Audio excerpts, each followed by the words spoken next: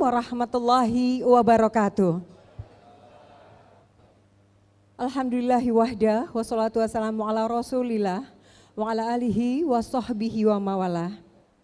Yang terhormat, Ketua Umum ICMI Profesor Dr. Arif Satria, yang kami hormati Direktur Bank Syariah Indonesia, yang dalam hal ini diwakilkan oleh Direktur Sales dan Distribution BSI, Bapak Anton Soekarna, yang kami hormati Menteri Koordinator Bidang Pembangunan Manusia dan Kebudayaan Republik Indonesia, Bapak Muhajir Effendi, kepada seluruh narasumber yang alhamdulillah telah berkenan hadir, Ibu Indah Pertiwi Nata Prawira, Profesor Didin S. Damanhuri, Bapak Firmansyah, Bapak Arif Hartawan, Bapak Insinyur Adi Warman Azwar Karim SE MBA MAEP, Bapak Dr. Haji Anwar Abbas MMMAG, Kiai Haji Amir Syah Tambunan, dan Bapak Dr. Riawan Amin. Bapak dan Ibu serta hadirin yang berbahagia. Kita ketahui bersama, roda ekonomi harus terus berjalan tegak, menjaga ketahanan semua orang, dan kontribusi kita bersama akan sangat menentukan itu semua. Saat ancaman resesi global menghantui kita, dengan semangat kuat dan ukhuwah kita akan hadapi apapun itu. Namun, itu saja tidak cukup. Ilmunya hari ini akan kita tambah agar lebih kokoh pertahanan ekonomi kita. Konvensi ekonomi dan keuangan syariah juga harus diyakini sebagai opsi terbaik ekonomi kebangsaan kita. Dan siang yang berbahagia ini, marilah kita panjatkan puji dan syukur kehadirat Allah Subhanahu wa Ta'ala, karena kita akan bersama-sama mengikuti Konvensi Nasional Ekonomi dan Keuangan Syariah. Mengawali acara, marilah bersama mengucapkan lafaz basmalah. Bapak dan Ibu yang kami hormati, selanjutnya kita akan ikuti sambutan-sambutan. Sambutan pertama akan disampaikan oleh Direktur Bank Syariah Indonesia, yang dalam hal ini akan diwakilkan oleh Direktur Sales dan Distribution BSI. Yang terhormat Bapak Anton Soekarna, dipersilahkan. Bismillahirrahmanirrahim. Mohon izin Pak Komut. Bismillahirrahmanirrahim. Assalamualaikum warahmatullahi wabarakatuh. Alhamdulillahirrabbilalamin. Wassalatu wassalamu ala asrafil anbiya wa mursalin Sayyidina Muhammadin wa ala alihi wa sahbihi ajmain abad. Kami dari Bank Syariah Indonesia tentu saja ingin memberikan apresiasi yang setinggi-tingginya kepada seluruh jajaran pengurus ICMI yang pada hari ini melaksanakan konvensi ekonomi dan keuangan syariah, dan alhamdulillahnya gitu ya, apa yang dikonvensikan di tahun ini adalah terkait juga dengan keuangan syariah dan perbankan syariah. Mudah-mudahan ini akan memberikan sebuah ide yang baru gitu ya, masukan yang insya Allah luar biasa untuk pengembangan ekonomi dan keuangan syariah di Republik kita tercinta ini. Bapak Ibu sekalian, sebagaimana tema Silaknas dan Milad ICMI tahun 2022 ini, yaitu menginspirasi dan memberikan solusi untuk Indonesia, kami menyadari betul bahwa ICMI memiliki fungsi dan peran strategis dalam mendorong kemajuan ekonomi Indonesia, terlebih bagi perkembangan ekonomi dan keuangan syariah, di mana ICMI bersama MUI telah menginisiasi lahirnya bank syariah pertama di Indonesia, dan sampai dengan saat ini ICMI terus berperan aktif berpartisipasi dalam membangun umat dan bangsa serta negara dengan mendorong pemberdayaan ekonomi umat. Pertumbuhan ekonomi dan keuangan syariah Indonesia memang harus dilakukan secara bersama-sama dengan kolaborasi dan sinergi yang kuat oleh berbagai pihak yang terkait, diantaranya tentu saja adalah ICMI, kemudian pemerintah, regulator utama, dan kemudian lembaga keuangan, jasa keuangan, termasuk di dalamnya adalah kami di Bank Syariah Indonesia selaku pelaku keuangan syariah di Indonesia. Bapak Ibu sekalian yang dirahmati Allah, keberpihakan pemerintah terhadap ekonomi dan keuangan syariah semakin nyata dan terus tumbuh. Salah satunya adalah dengan melakukan merger 3 bank syariah milik BUMN menjadi Bank Syariah Indonesia. Bapak Ibu sekalian, alhamdulillah ini sedikit perkenalan terkait Bank Syariah Indonesia. Sampai dengan September 2022, aset BSI sudah mencapai 280 triliun. Tumbuh kurang lebih sekitar 11,5% year on year, Dana pihak ketiga kami juga tumbuh, sekarang posisinya mencapai 245 triliun lebih atau tumbuh sekitar hampir 12%. Pembiayaan tumbuh bahkan lebih tinggi, yaitu di angka 22,35% year on year, menjadi sekarang posisinya di angka nyaris 200 triliun di bulan September. Bulan ini insya Allah sudah melewati angka 200 triliun.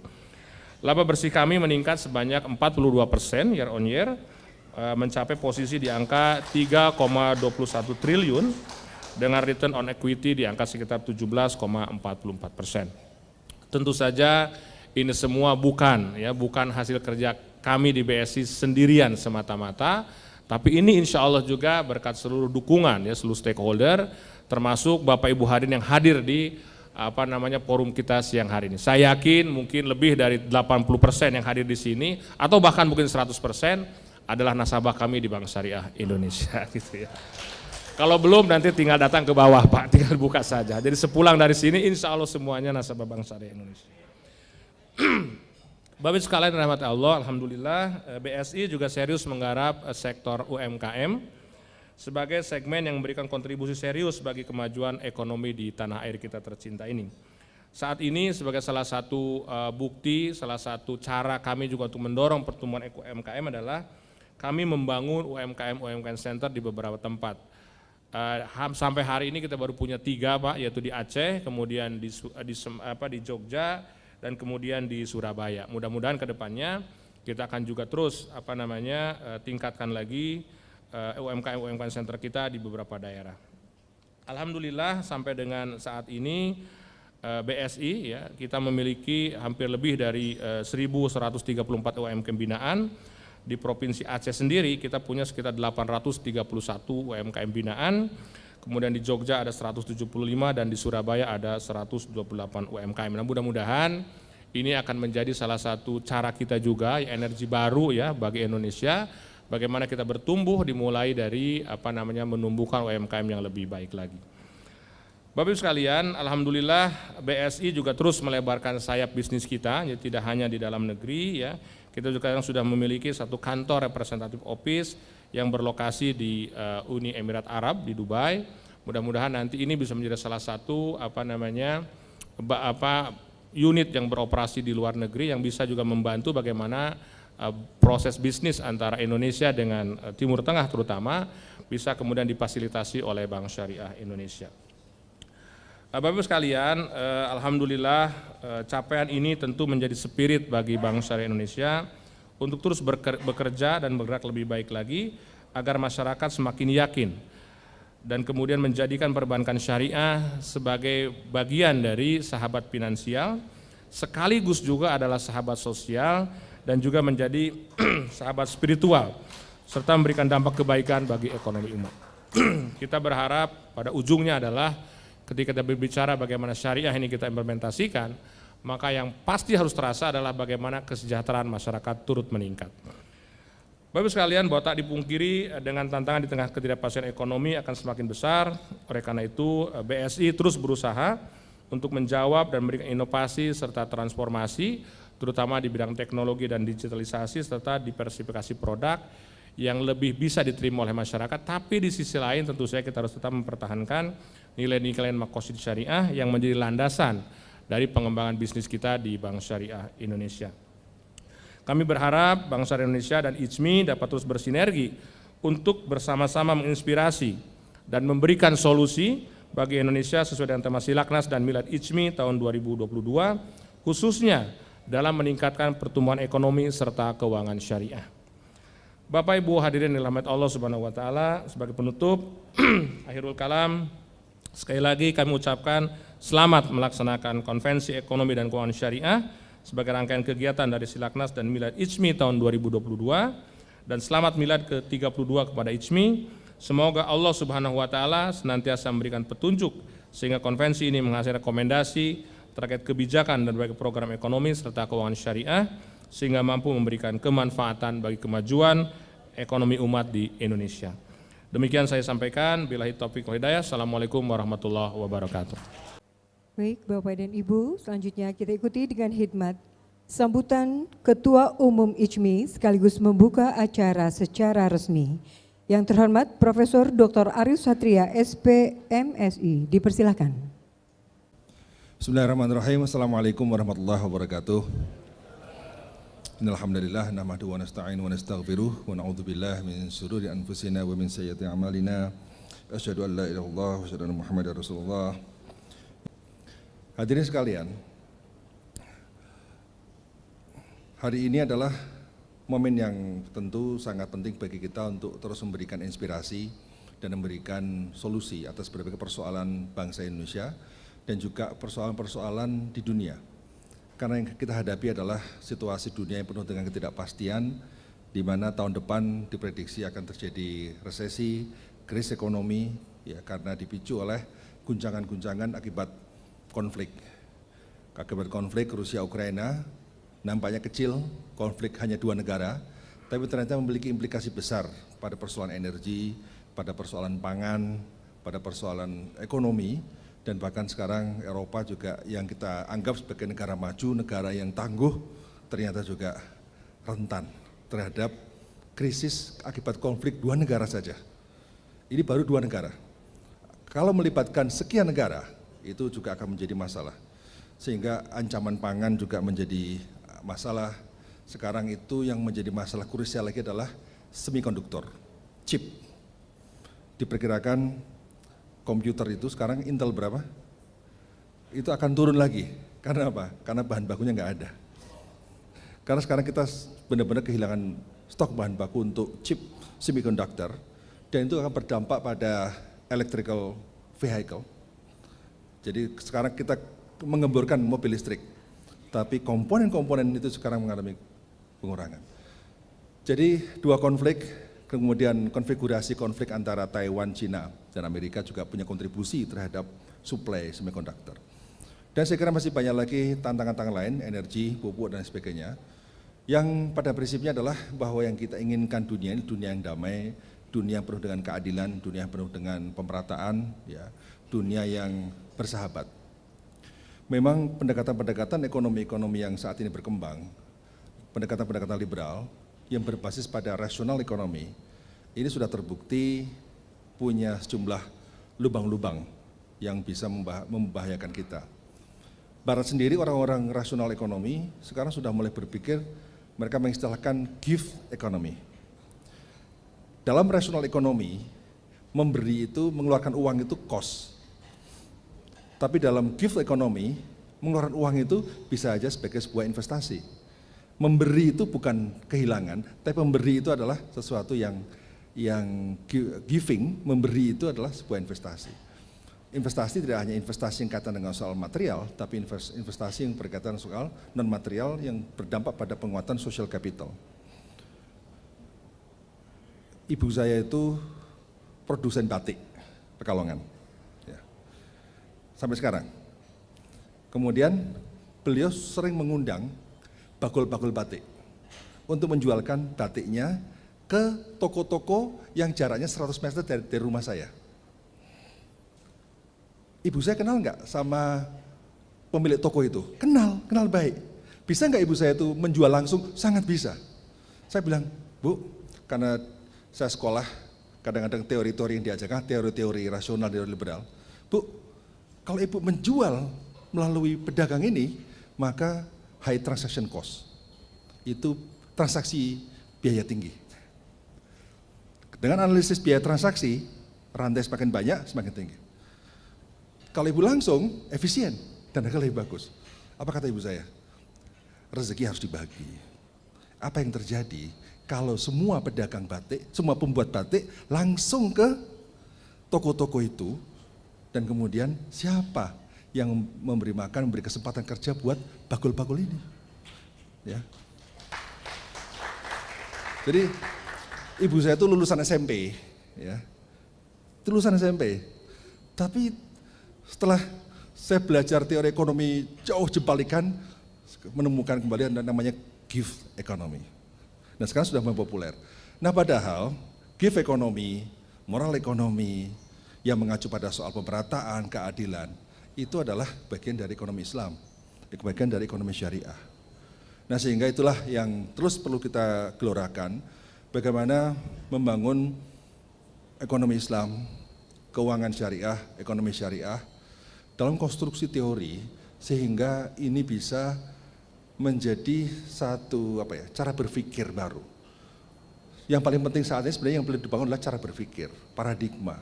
Sehingga di sekolah-sekolah mulai anak SMP, SMA, kemudian juga mahasiswa, dari awal memang sudah punya mindset yang bahwa memberi itu adalah sesuatu yang penting, kemudian bahwa pemerataan itu penting, keadilan itu penting, anti ketimpangan itu harus terus dicegah dan lain sebagainya. Jadi paradigma itu yang harus terus dibumikan dan insya Allah IJMI itu sebagai bagian dari sebuah rantai perjuangan umat yang berusaha untuk terus memberikan inspirasi-inspirasi dan IJMI pula lah yang mengawali untuk membangun keuangan syariah di Indonesia melalui Bank Muamalat. Dan semoga ke depan apa yang sudah dirilis oleh IJMI sebagai sebuah prinsip-prinsip pokok ini bukan hanya sekedar menjadi sebuah tonggak sejarah, akan tetapi itu menjadi pilar-pilar peradaban hari ini maupun masa depan. Kalau ini menjadi pilar masa depan, pilar hari ini, maka itulah yang kita sebut sebagai rahmatil alamin. Bahwa IJMI membawa manfaat yang sistemik, membawa manfaat yang sustainable, membawa manfaat yang memberikan multiplier efek yang besar bagi kemaslahatan dan kemajuan. Dan inilah di dunia ini kita diuji untuk terus berkontestasi dengan berbagai paham, berbagai aliran, berbagai paradigma yang terus berkembang, dan itulah tugas kita untuk bisa berdialektika dengan keadaan, berdialektika dengan realitas, namun sebagai seorang ulil albab, sebagai seorang learner, kita dituntut untuk mengambil hikmah dan belajar dari realitas itulah. Sehingga ekonomi syariah dan prinsip-prinsip ekonomi Islam itu mampu kita konstruksi dalam sebuah body of knowledge yang established, yang mapan, semapan ilmu-ilmu ekonomi liberal yang saat ini diajarkan oleh seluruh scholars di dunia dan termasuk di Indonesia. Karena apa? Karena kita belum cukup berhasil untuk mengkonstruksi desain science untuk ilmu ekonomi yang berbasis pada moral ekonomi, pada prinsip-prinsip Islam yang itu saya kira hal yang harus terus kita lakukan. Oleh karena itu hari ini terima kasih kepada sekali lagi Bank Syariah Mandiri, BSI, mohon maaf. Ada Pak Dirut, ada Pak Komut, nah ini BSI, karena keduanya alumni IPB masalahnya. Yang alhamdulillah bisa memfasilitasi ini, seluruh pembicara yang saya yakin akan terus menginspirasi kita semua, tapi ini sekaligus menjadi penyemangat bagi kita untuk bisa sukses membawa IJMI rahmatil alamin yang terus berbuat sesuatu untuk kemaslahatan dan kemajuan umat. Sekali lagi terima kasih dan mengucapkan bismillahirrahmanirrahim. Konvensi Ekonomi dan Keuangan Syariah dengan ini saya nyatakan dibuka. Assalamualaikum warahmatullahi wabarakatuh.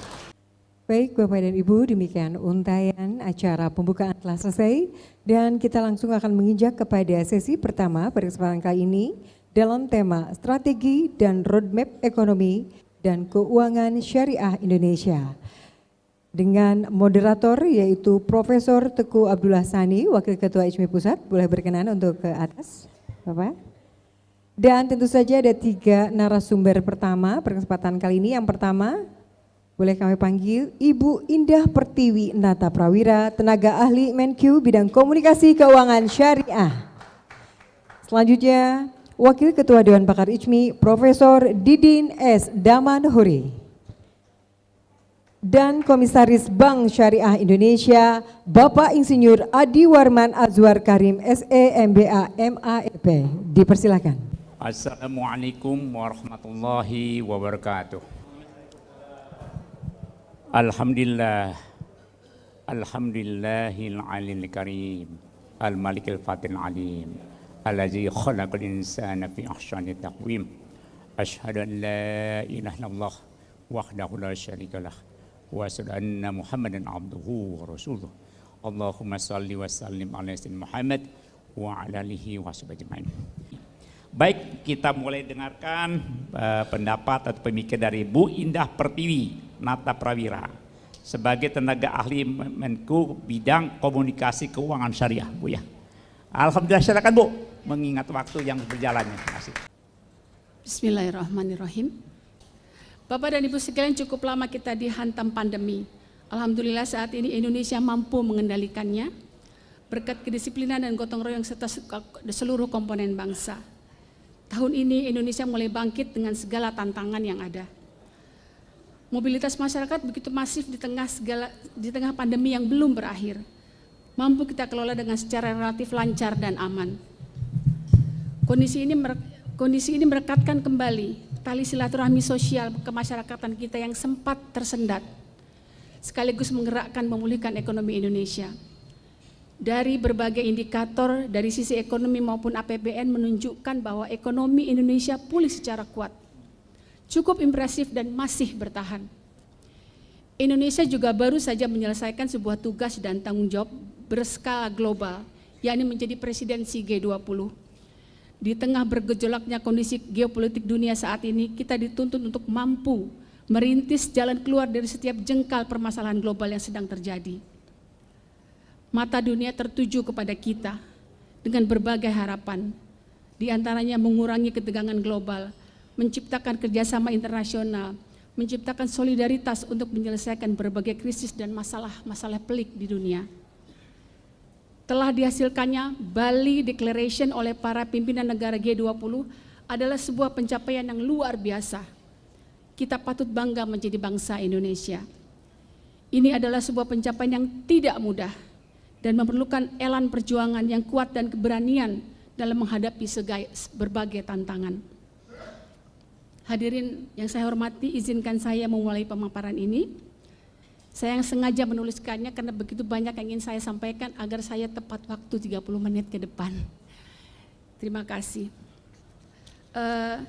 Saya memulai dengan gambaran perkembangan ekonomi dan keuangan syariah global. Setelah melewati masa sulit, kondisi pasar ekonomi dan keuangan syariah global terjaga relatif stabil dan resilient, serta didukung oleh fundamental ekonomi yang kuat dan terus berada dalam tren pemulihan. The State of Global Islamic Economy Report 2022 mencatat pengeluaran konsumen dunia mencapai 2 triliun US dollar dari 1,9 miliar muslim di dunia, yang mencakup 6 sektor real ekonomi pada tahun 2021. Pertama adalah makanan halal, menjadi 1,66 triliun US dollar, naik 7,1%. Keuangan syariah 4,92 triliun US dollar, naik 7,9%. Wisata ramah muslim 189 miliar US dollar, naik 16,5%.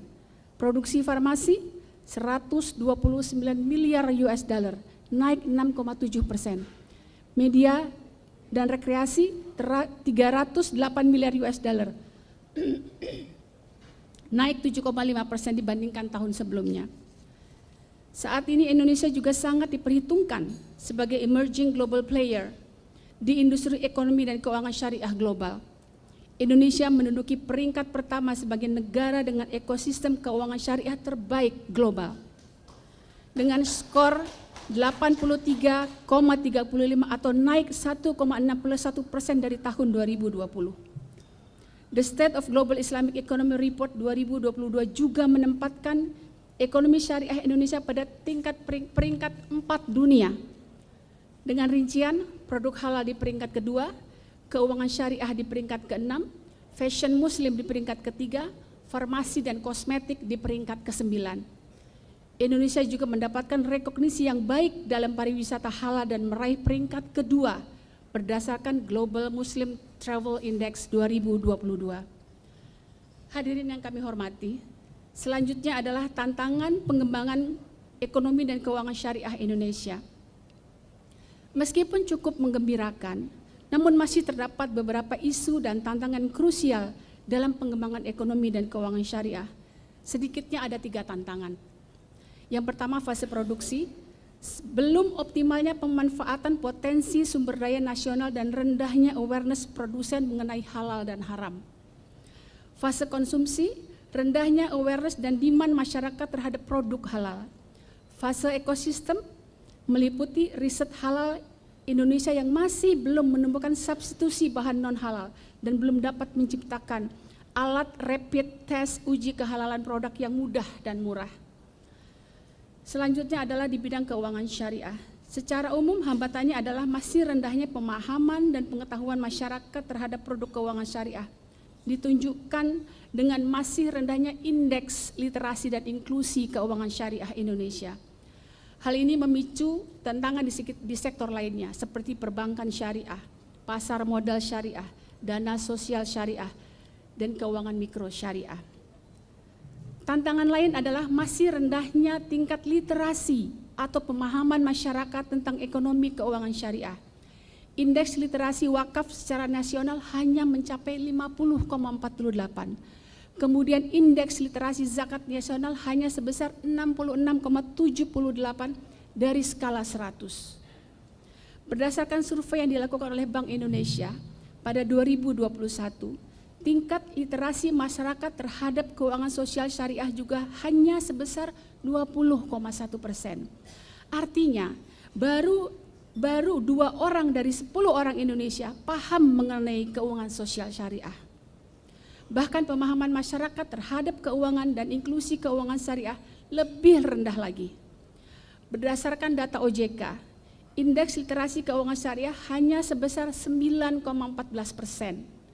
pada 2022 dan indeks inklusi keuangan syariah baru sebesar 12,1% pada 2022. Dalam mewujudkan komitmen pengembangan ekonomi dan keuangan syariah sebagai arus baru di Indonesia, pemerintah telah melakukan beberapa upaya. Dimulai dengan menyusun Master Plan Arsitektur Keuangan Syariah Indonesia atau MAKSI pada Desember 2015.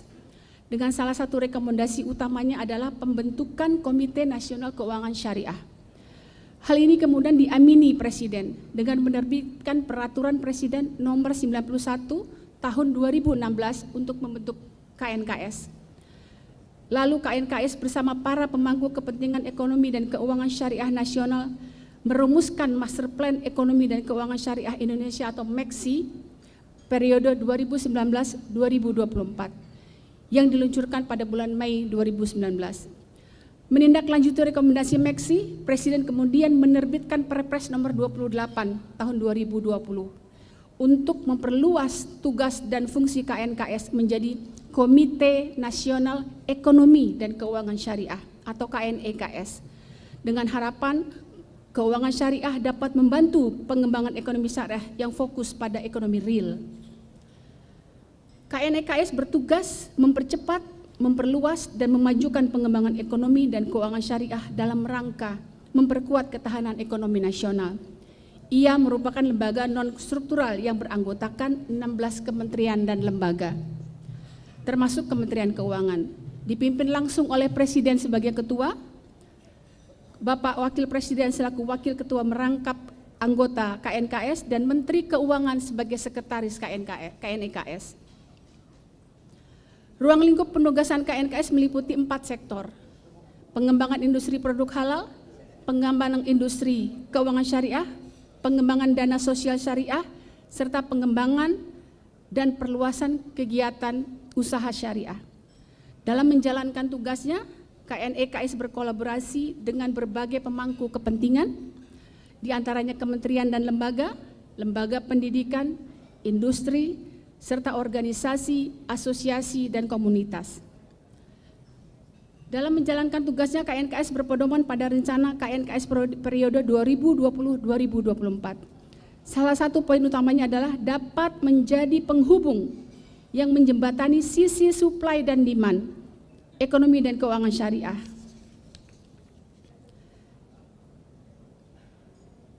Dalam rencana kerjanya di 2020, KNKS telah menetapkan beberapa capaian.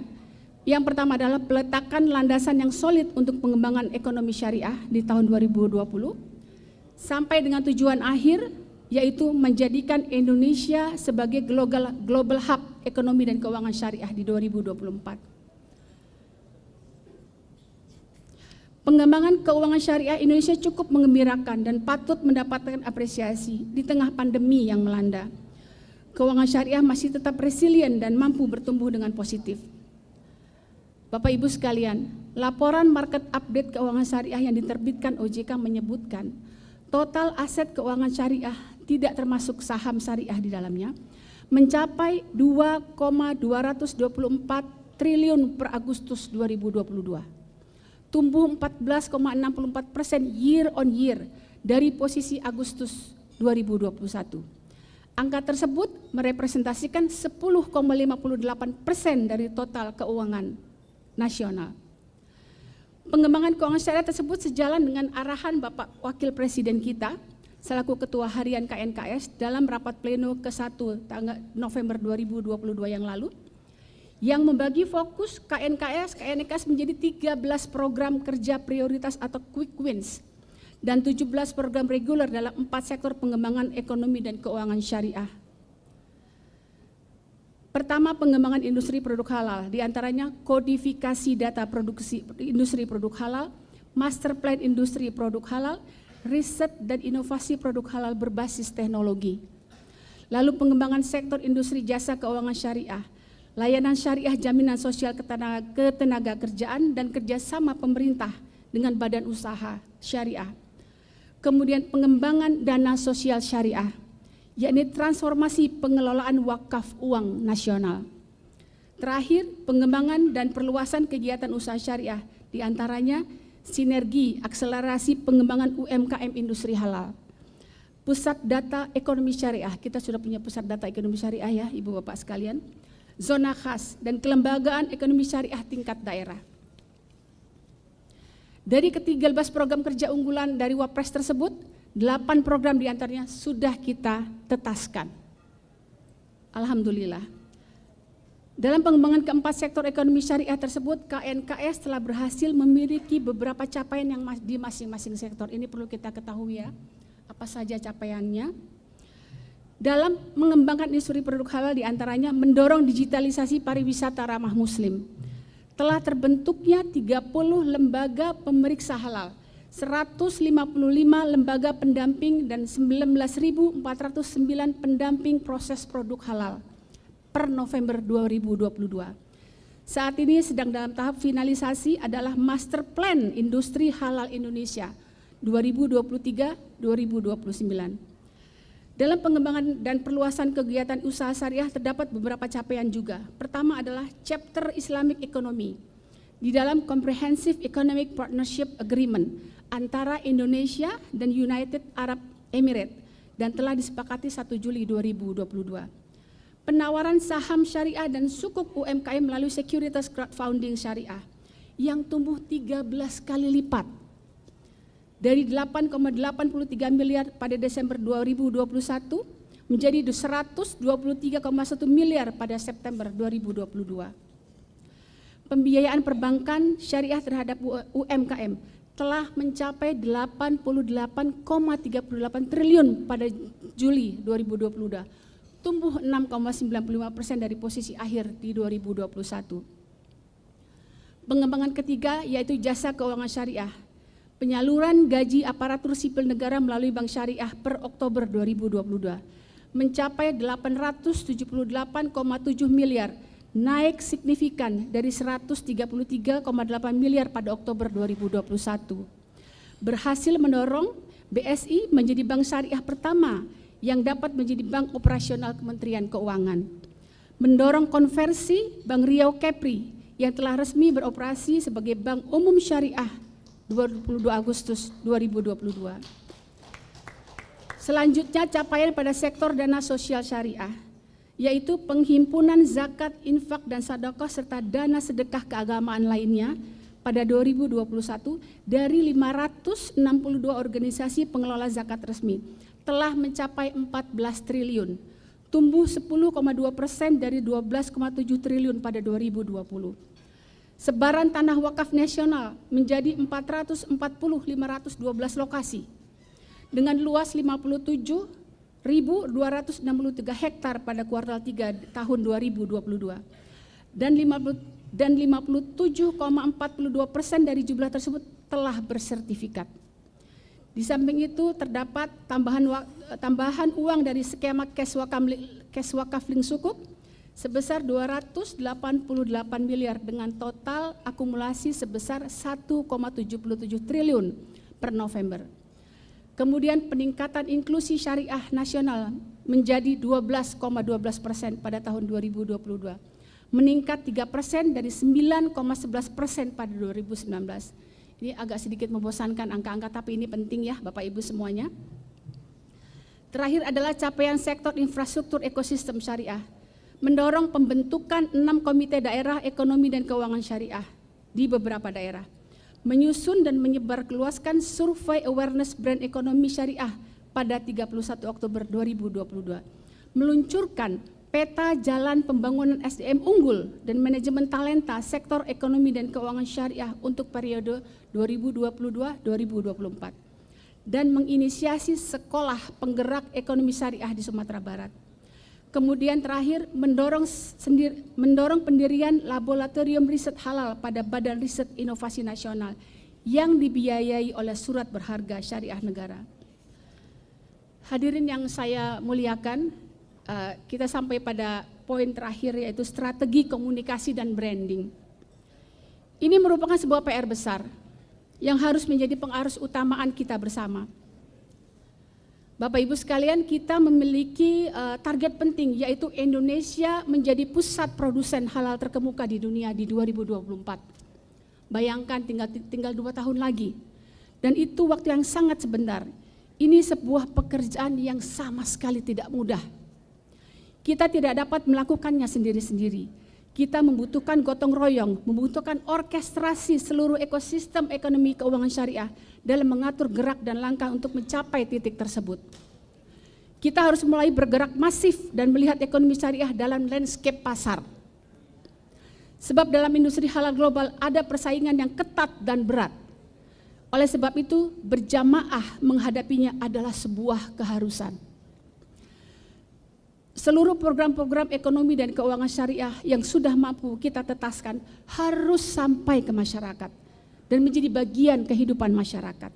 Oleh sebab itu, kita membutuhkan kehadiran strategi komunikasi, bahkan strategi branding yang dapat menjadi produsen halal terkemuka di dunia. Inilah yang menjadi PR besar kita. Yang pertama, lemahnya literasi. Kita punya persoalan besar dalam budaya literasi, Bapak Ibu sekalian, yakni masyarakat yang dikungkung oleh kemajuan teknologi yang berdampak pada mundurnya kedewasaan berliterasi. Membaca cukup dari covernya, menilai sosok cukup dari gesturnya, menyerap berita hanya dari headline-nya.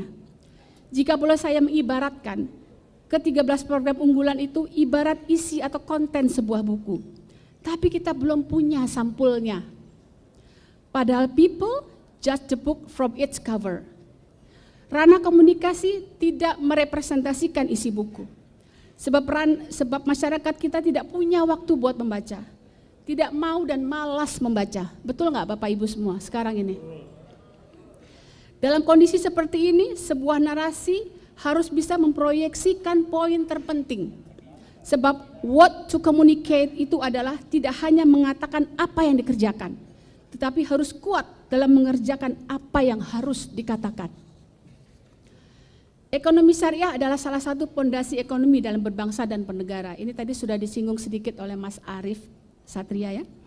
Di Indonesia ada 4 arus ekonomi. Yang saya maksudkan bukan arus ekonomi yang dirumuskan secara baku, akan tetapi arus ekonomi yang ada dalam domain publik, yang dalam dekade ini sangat terekspos gaungnya, yaitu ekonomi digital, ekonomi kerakyatan, ekonomi kreatif, dan ekonomi syariah. Ekonomi digital adalah akselerasi, ekonomi kerakyatan adalah mendistribusikan kesejahteraan, ekonomi kreatif adalah menggali nilai-nilai keunggulan dan kekhasan Indonesia di pasar dunia. Lantas ekonomi syariah ini apa? Apakah ia substitusi dari semua arus tersebut? Tentu saja tidak. Kenapa tidak? Karena ekonomi syariah bertugas mendistribusikan produktivitas yang berkelanjutan. Ia juga harus mampu menutupi kekurangan-kekurangan dan lubang-lubang ekonomi yang masih belum mampu ditutupi oleh arus ekonomi yang lainnya. Prinsipnya adalah Capital itu tidak boleh diam. Ia harus bergulir dan didistribusikan. Itulah pilar dan spiritnya. Semua instrumen bangsa yang punya daya cipta, karya dan kerja harus memiliki akses ekonomi dalam produktivitasnya agar tidak selalu dihimpit oleh kapital-kapital besar. Keunggulan ekonomi syariah. Keunggulan ekonomi syariah itu ada 3 hal pokok. Pertama adalah secara spiritual dia adalah mutmainnah, memberikan rasa aman dan tenang, menjalankan perintah Tuhan tanpa keraguan. Secara material dia adalah berkah atau barokah. Keuntungannya jelas dan berkelanjutan. Secara sosial ia adalah maslahah, berbuah kebaikan bagi umat dan masyarakat. Bapak dan Ibu sekalian, inilah grand literasi ekonomi dan keuangan syariah. Inilah keunggulannya. Disinilah inti dari literasi yang harus kita siapkan dan komunikasikan secara masif. Karena selama ini kita belum berhasil mengkomunikasikan keunggulannya, sehingga masih banyak sekali publik yang tak bisa membedakan antara syariah dan tidak. Apakah bedanya syariah dengan konvensional? Mereka nggak ngerti. Inilah yang sering kita sebut dengan masih lemahnya literasi ekonomi syariah. Karena apa? Karena kita belum berhasil mengangkat keunggulannya. Logo brand syariah sebagai competitive advantage produk halal Indonesia. Hadirin sekalian yang saya muliakan, kita sudah punya logo brand syariah yang sangat kuat. Satu tahapan lagi yang harus kita lakukan adalah menghidupkan logo itu agar bisa menjadi value yang mengendorse competitive advantage atau simbol keunggulan pada produk-produk halal dan ekosistem syariah di Indonesia. Di mana halalnya Indonesia tidak sekedar terbebas dari zat-zat haram.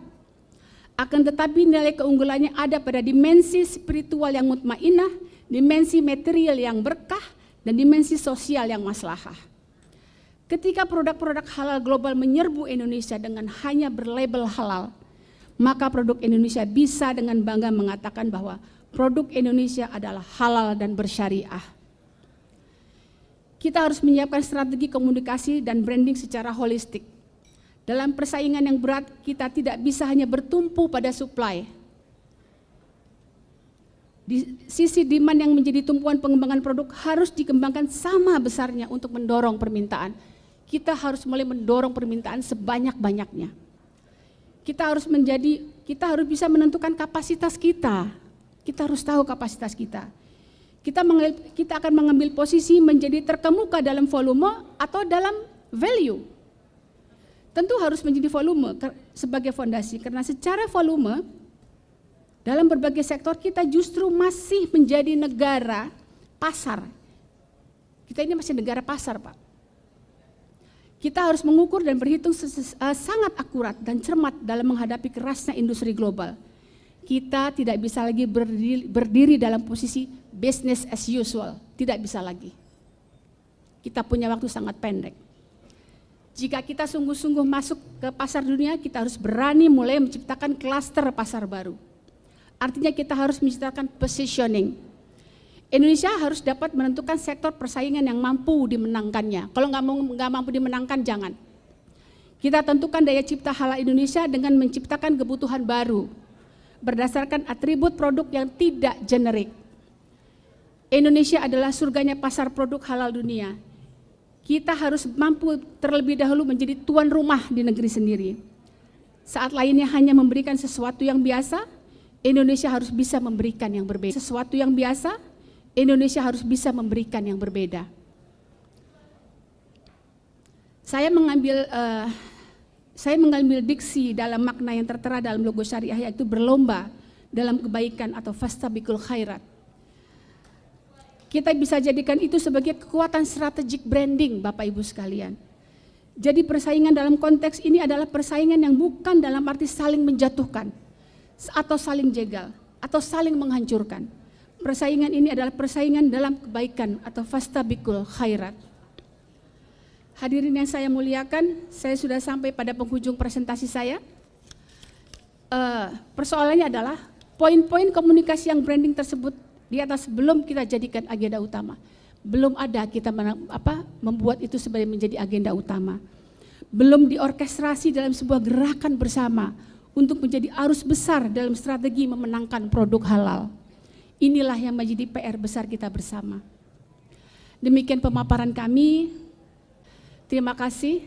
Assalamualaikum warahmatullahi wabarakatuh. Yang kedua, Profesor Didin. Pak Didin, silakan. Bismillahirrahmanirrahim. Assalamualaikum warahmatullahi wabarakatuh.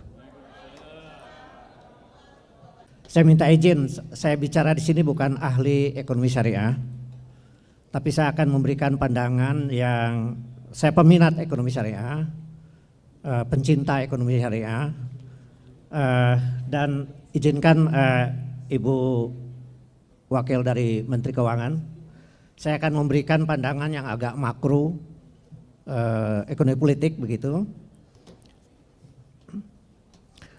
Judulnya adalah agak jadi tantangan ekonomi syariah dalam perspektif ekonomi Islam.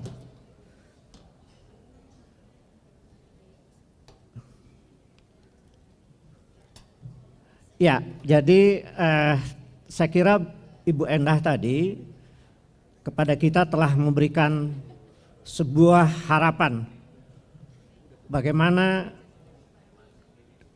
kini dan di masa depan dengan segala aspeknya ekonomi syariah termasuk industri halal, Indonesia menjadi hub di dunia. Tetapi saya ingin memberikan perspektif yang merupakan ekosistem globalnya dan ekosistem nasionalnya seperti apa, dan sekaligus juga memberikan perspektif bagaimana realitas empiris ekonomi syariah selama berkembang dari sejak tahun 90 sampai sekitar 32 tahun itu. Ibu Indah dan Pak Ketua Umum dan para hadirin sekalian, saya kira kita perlu memahami entry point dunia sekarang, di mana hegemoni pemikiran liberalisme yang disampaikan oleh Ketua Umum tadi telah membuat perkembangan ekonomi syariah secara global maupun nasional itu tidak terlalu seperti yang diharapkan berkembang secara quantum leap gitu. Mengapa? Karena ekosistem global ini yang kalau kita lihat itu sejak WTO diproklamasikan di Geneva, dunia sebenarnya telah tercipta sebuah ekosistem global yang sulit sekali keluar dari pemikiran paradigm di mana ekonomi syariah mengalami semacam dalam istilah pertanian itu perkembangan yang makin menyurut. Apa itu? Iya. Mengapa? Kita lihat sebenarnya di dunia sekarang ini ada challenge ya. Amerika sebagai pemegang saham dari neoliberalisme ini, ada China. Seringkali banyak elit Indonesia yang terpesona dengan model ekonomi China ini. Tapi itu unpredictable bagi dunia lain. Mengapa? Karena necessary conditionnya adalah ada yang disebut totalitarian, bagian dari Komite Sentral Komunis yang menegakkan ekonomi China sekarang. Dan satu, negara mana lain sekarang selain China, Korea Utara yang masih ingin menegakkan komunisme dengan totalitariannya itu, dengan kader sekitar 80 juta di situ yang mengontrol 1,5 miliar. Itu yang pertama, sulit sekali China dijadikan sebagai benchmark bagi negara lain. Walaupun ada beberapa partai yang sekolah kader ke sana ya, kita tahu itu. Kemudian yang kedua adalah mengapa produk-produk China yang kualitasnya dengan quality control yang bisa diterima oleh pasar dunia dengan harga yang lebih murah dan sulit sekali dikompetisikan dengan negara-negara lain. Mengapa? Karena ada komun-komun yang telah dibangun sejak tahun 52 sampai akhir 80 yang mereka sudah terbiasa dengan felt need yang sebenarnya itu adalah watak Islam, bukan wants, bukan greedy kayak multinational corporation yang menimbulkan krisis ekologi sekarang ini. Itu mereka terbiasa hidup, bekerja, berproduksi dan menerima apa yang dibutuhkan saja. Itu common. Sehingga deal-deal dunia terhadap berbagai produk yang diminta kepada China lewat BUMN mereka yang sudah sehat itu, kemudian dideliver kepada komun-komun itu. Sehingga misalnya mainan anak-anak, chip dan lain sebagainya itu dengan kontrol quality dari BUMN itu dikerjakan oleh komun-komun itu. Negara mana yang bisa membuat itu? Dia telah membangun sekitar tahun 50 sampai akhir 80. Dengan disiplin komunisnya itu. Itu yang pertama, China. Jadi tidak bisa jadi benchmark. Kemudian ada negara yang sebenarnya jauh lebih unggul dari Amerika, yaitu negara Skandinavia. Seluruh indeks-indeks dunia adalah apa? Income per kapita. PDB. Enggak PDB per kapita maksud saya. Kemudian IPM terbaik dunia. Happiness Index terbaik dunia.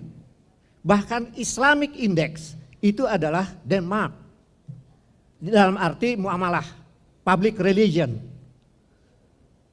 disiplin, kecepatan menangani kecelakaan. Jam 2 malam pernah saya di Helsinki melihat perempuan pakai sepeda, tidak ada ancaman kriminalitas apapun.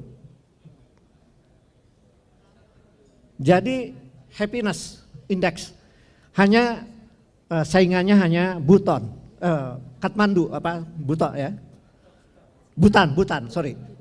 Jadi negara tradisional dengan happiness index tertinggi adalah Butan. Negara modern dengan Islamic happiness index terbaik dunia adalah Denmark, sekaligus Islamic indexnya.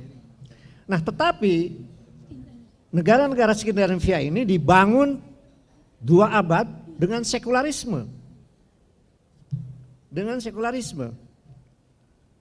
Terutama sejak tahun 70-an dengan revolusi seksualnya. Yaitu bahwa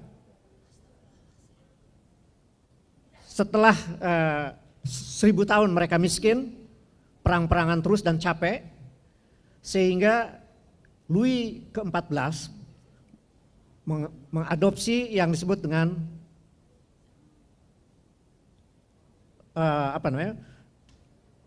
Konsili Vatikan II,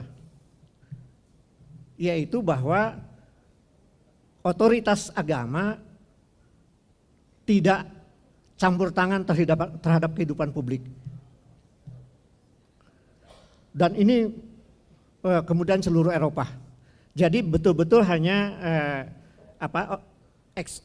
eksplorasi, eksploitasi akal budi, rasionalitas. Memang kemajuan tercapai di segala bidang, termasuk iptek, termasuk dilanjutkan oleh Amerika dengan Triple T dan akhirnya sekarang digitalisasi. Tetapi konsekuensi dari revolusi seksual telah menimbulkan Eropa yang sekarang ini menurut UNDP 70% terdiri dari single parent. Ini saya ulang yang kedua kali ya tentang ini. Single parent, anak-anaknya itu hanya diurus oleh seorang ibu 2 atau 3 anak, atau sebagian besar malah di panti asuhan. Menurut penelitian, anak-anak yang diasuh bukan oleh orang tua yang lengkap, kasih sayang orang tua lengkap, oleh seorang ibu saja atau bahkan di mayoritas di panti asuhan, itu kualitas intelektualnya memang menurun. Jadi IQ rata-rata sekarang ini di Eropa hanya cukup untuk bekerja sebagai penjaga toko. Itulah yang menimbulkan kemudian reaksi kepada kemajuan kaum imigran termasuk yang muslim yang menjadi wali kota, DPR, pemain sepak bola, dokter, insinyur dan sebagainya, kemudian dianggap sebagai mengancam orang kaum Arya yang Eropa yang dianggap unggul itu. Jadilah dia partai neonazi yang sekarang sudah jadi Perdana Menteri di Italia. Yang sekarang, yang sebentar lagi mungkin Prancis. Dan lain sebagainya. Jadi dunia barat sebenarnya sedang terjadi declining of civilization akibat dari revolusi seksual. Dan itu telah menimbulkan dampak terhadap ekonomi di mana Trump sudah dengan ideologi rasismenya tapi gagal. Kemudian dijatuhkan kembali oleh Joe Biden. Jadi sebenarnya barat ini sekarang lagi declining gitu. Sekaligus pertanyaannya kepada basis daripada epistemologi barat itu sendiri yang hanya mengandalkan pada materialisme, kemudian kapitalisme dan sekularisme itu. Gitu. Jadi maksud saya sebenarnya dunia Islam itu entry point gitu, secara makro global. Itu yang pertama. Jadi kita harus menangkap bahwa dunia ini sekarang sebenarnya sedang membutuhkan ekonomi Islam gitu. Tetapi secara esensial seperti yang Ketua Umum katakan, kita harus membangun body of knowledge, paradigm, dan kemudian bisa dijadikan referensi oleh seluruh kaum scholar, termasuk di kalangan anak-anak sekolahan gitu, agar cara berpikir yang mulai apakah giving economics, apakah heterodox economics, apakah yang keluar dari jebakan kapitalisme sekularisme itu adalah bagian dari gelombang di mana ekonomi Islam yang nanti salah satu intinya adalah maqasid syariah itu adalah keadilan. Adalah keadilan. Adalah gitu. Nah, jadi saya adopsi dari Umar Chapra. Jadi keuangan syariah yang seringkali bank syariah dan keuangan syariah lain dianggap sebagai ekonomi Islam itu adalah misleading. Keuangan syariah itu hanyalah instrumen, bukan tujuan.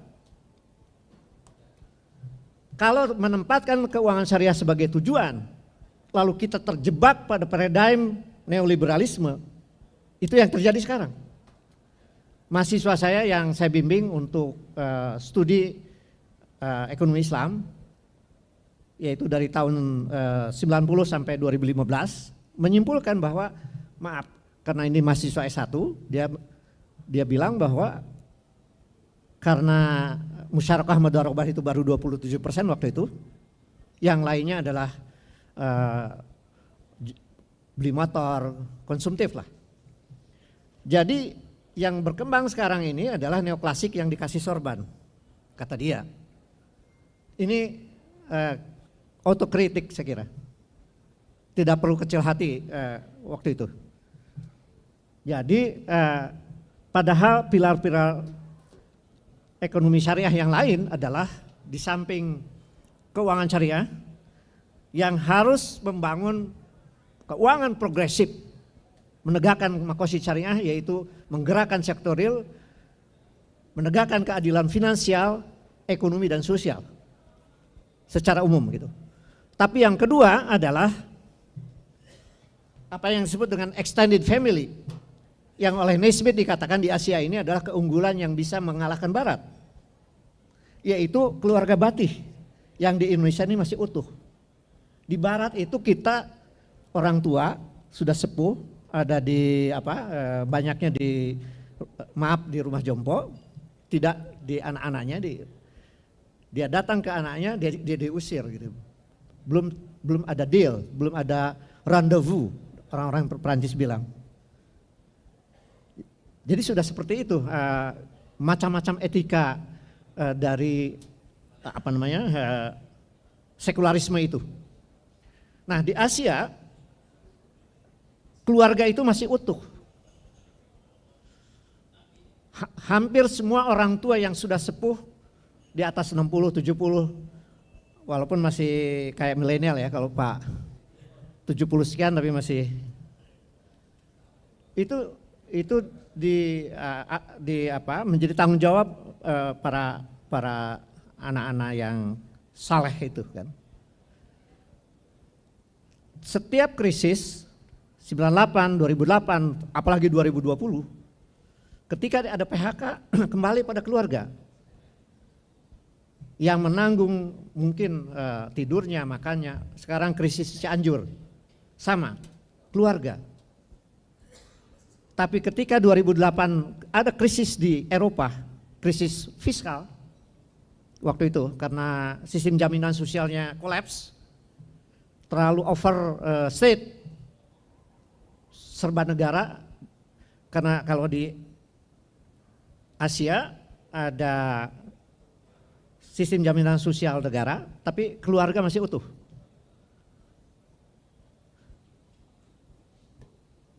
Informasi tentang pekerjaan itu dari jaringan keluarga. Sehingga tidak heran kalau kemudian 2022 ya kalau nggak salah, terakhir yang kelima kali, Indonesia terpilih kembali oleh the Economic Intelligence Unit sebagai the most generous society. Itu adalah sumbangan Islam yang paling konkret.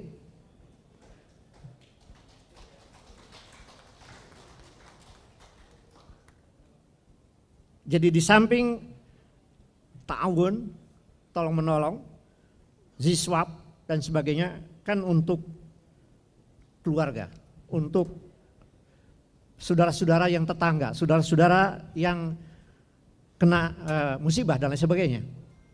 Dan ketika 2020 itu ditunjukkan mungkin kalau perkiraan dana APBN itu sekitar 1.000 sekian triliun untuk melawan COVID. Perkiraan bahwa dana masyarakat lebih dari 1.000 triliun yang disumbangkan, walaupun itu belum dicatat oleh BPS ya.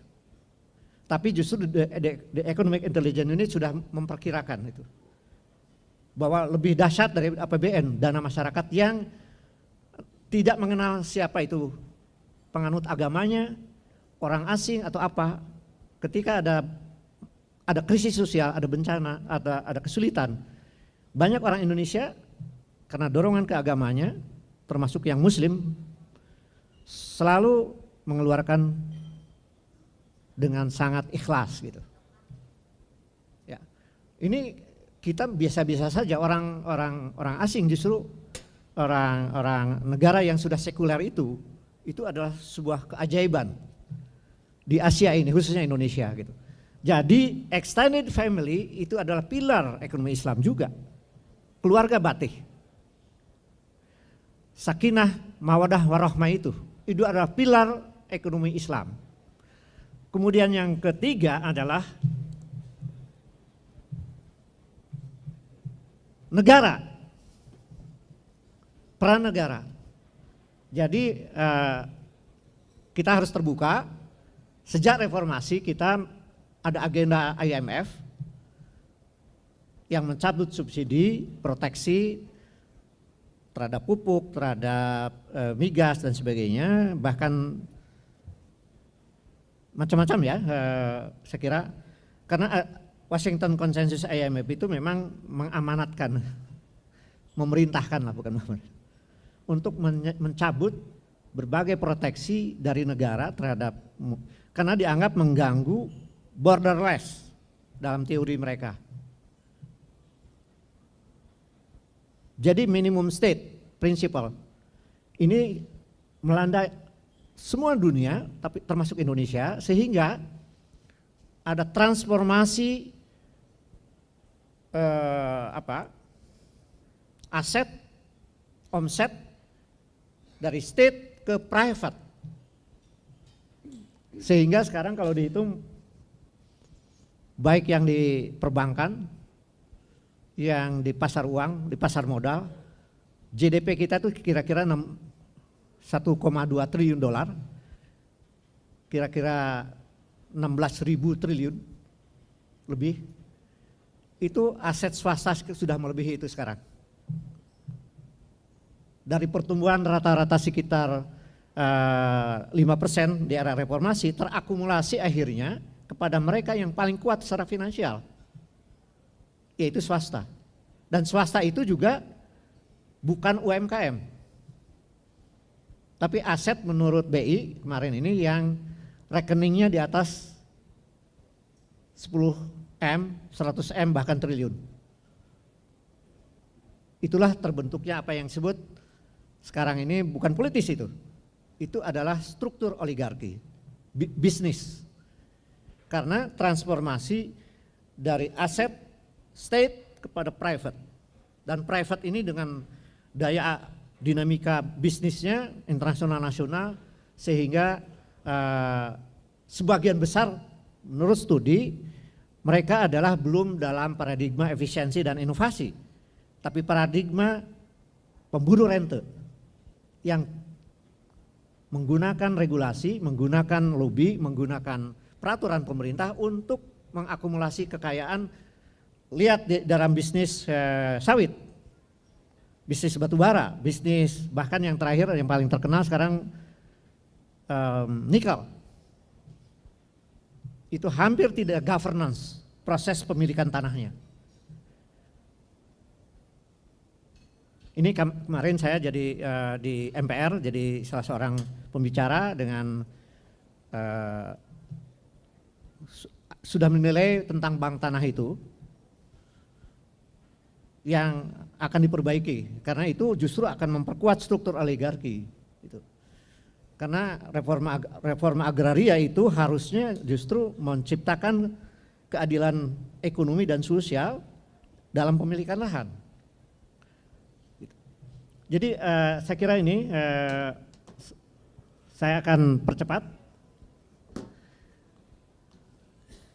Nah ini saya hanya menggambarkan, nanti ada datanya bahwa memang sejak tahun 70 sampai hari ini memang kita menganut katakanlah paradigma neoklasik, tapi prasyarat-prasyarat tidak diikuti. Sehingga kalau contoh Amerika adalah paling sukses dalam tidak terpenuhi prasyaratnya, yaitu kesamaan dalam bahasa ini adalah kesetaraan dalam akses dan lain sebagainya, informasi dan sebagainya, perfect knowledge dan tidak dipenuhi. Sehingga yang terjadi karena kebijakan-kebijakan ekonomi itu disamaratakan, sehingga yang terjadi adalah ketimpangan gitu. Jadi ini tantangan secara nasional, tadi global, ini secara nasional. Nah, ada yang terakhir adalah tantangan yang khusus perbankan. Jadi di dunia ini ada dua sistem perbankan itu. Satu adalah branch banking system dan yang kedua yang disebut unit banking system. Yang anehnya Amerika yang menganut neoliberalisme secara makro, tetapi perbankannya unit banking system. Jadi kebijakan alokasi dana pihak ketiganya itu ada di negara federal, bukan di the Fed. Tapi hampir semua negara berkembang menganut sentralitas atau branch banking system. Jadi yang dana pihak ketiga disedot, termasuk oleh bank syariah, disedot oleh bank syariah, terutama bank konvensional, dari daerah ke pusat lewat instrumen perbankan, masuk ke Jakarta. Semua kantor pusat bank itu ada di Jakarta. Yang dialokasikan ke daerah tidak sampai 10%. Sehingga undang-undang desa menjadi sulit. Karena akhirnya pemain-pemain yang bisnis yang proyek-proyek pedesaan itu umumnya adalah BUMN dan atau swasta yang ada di Jakarta atau di kota-kota besar. Sehingga menjadi pinat gitu, walaupun itu ratusan triliun dana desa itu. Tapi yang disedot sejak tahun 70 sampai hari ini oleh sistem perbankan itu sekarang itu sudah 1.000 triliun, hampir 1.500 triliun, 10.500 triliun dana konvensional yang oleh UMKM itu hanya 18% ya menurut catatan BI. Yang 82% itu hanya oleh beberapa ribu perusahaan besar itu. Lagi-lagi ini unit banking, branch banking system. Nah, sayangnya Bank Syariah pun kan ininya regulasinya di Bank Indonesia, yang sistemnya adalah branch banking system, sentralistik.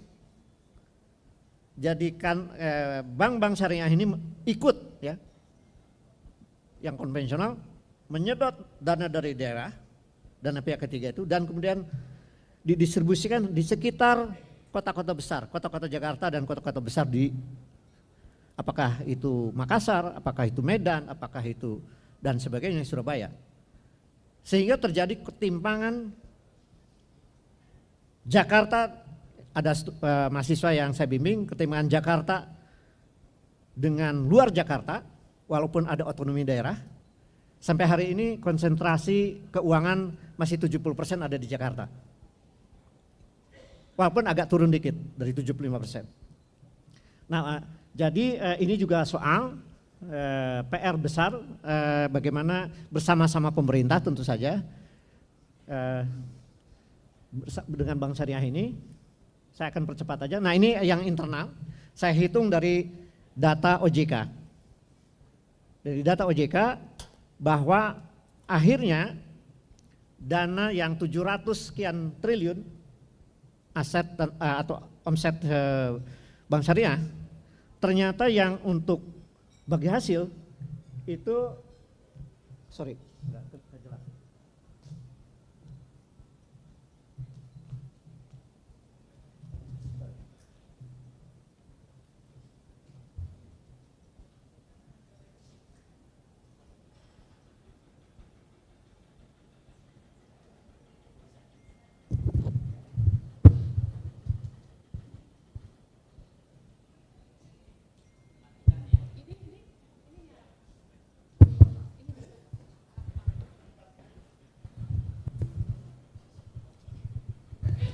jadi saya menghitung dari laporan OJK terakhir Juli 2022 itu ada dana keseluruhan Bank Syariah itu adalah 703,167 triliun. Sementara yang dialokasikan untuk musyarakah dan mudarobah bagi hasil itu adalah 224,055 triliun, jadi 32%. Agak membaik dari hasil penelitian kami yang 2015 masih 27%. Sementara dana penempatan di BI dan bank-bank lain itu 230,665 triliun, berarti 33%. Jadi maaf Ibu, mungkin perlu dilaporkan ke Ibu Menteri juga, ini belum produktif penggunaannya ya, jadi dana pihak ketiga oleh Bank Syariah itu. Dan yang lain, kredit motor dan lain sebagainya, saya kurang paham istilah-istilah itu. Tapi saya kutip bahwa murabahah, qiraat istisna dan di bank lain dan bukan bank lain, ijarah dan tagihan lainnya adalah 231,996, 33%. Kemudian ada cash 7,6 triliun, 2%. Jadi ini mungkin perlu perenungan secara nasional, termasuk Ibu Menteri dengan Ibu staf ahlinya, bahwa ini perlu didorong lebih produktif lagi karena penggunaan dana pihak ketiga ini ternyata masih baru 32%. Jadi ada 68% yang kurang produktif. Ada 33% cari aman di BI dan di bank-bank lain. Jadi lanjut aja, saya mau akhiri karena ini waktu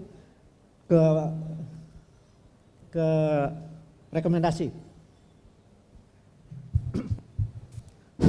Jadi hemat saya perlu negara lebih serius mentransformasikan pembangunan yang berkeadilan sosial, sangat islami, ada di dalam pembukaan Undang-Undang Dasar 45 dan sila kelima Pancasila, dengan mengambil banyak inisiatif reform, karena ketimpangan nanti akan kami perlihatkan sangat luar biasa, baik perundang-undangan, kebijakan fiskal, moneter, dan perbankan, termasuk di daerah-daerah. Yang kedua adalah pemerintah mengkonstruksikan unit banking system. Justru di Amerika yang sudah lama melakukannya, yaitu lebih desentralistis dibanding dengan branch banking system yang berlaku sekarang yang menimbulkan ketimpangan yang luar biasa. Kemudian narasi keadilan tadi seperti Ibu staf ahli mengatakan, Bu Indah, narasi tadi dengan cantik sekali, seperti Ibu juga, kata-katanya ya.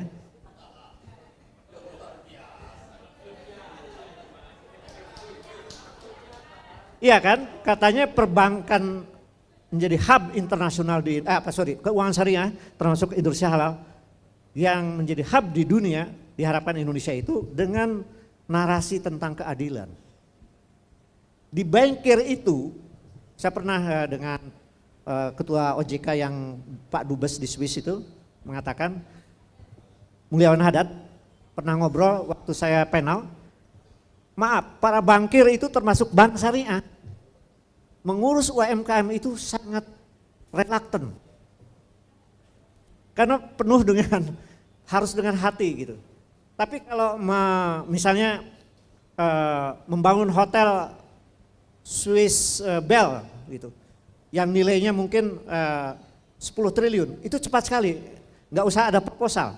Itu bank itu cepat sekali memberikannya. Tapi mengurus UMKM seperti yang dicanangkan Ibu Menteri tadi, lewat Ibu Indah, padahal itu narasi keadilan di kalangan banker itu harus ada lokakarya yang terus menerus.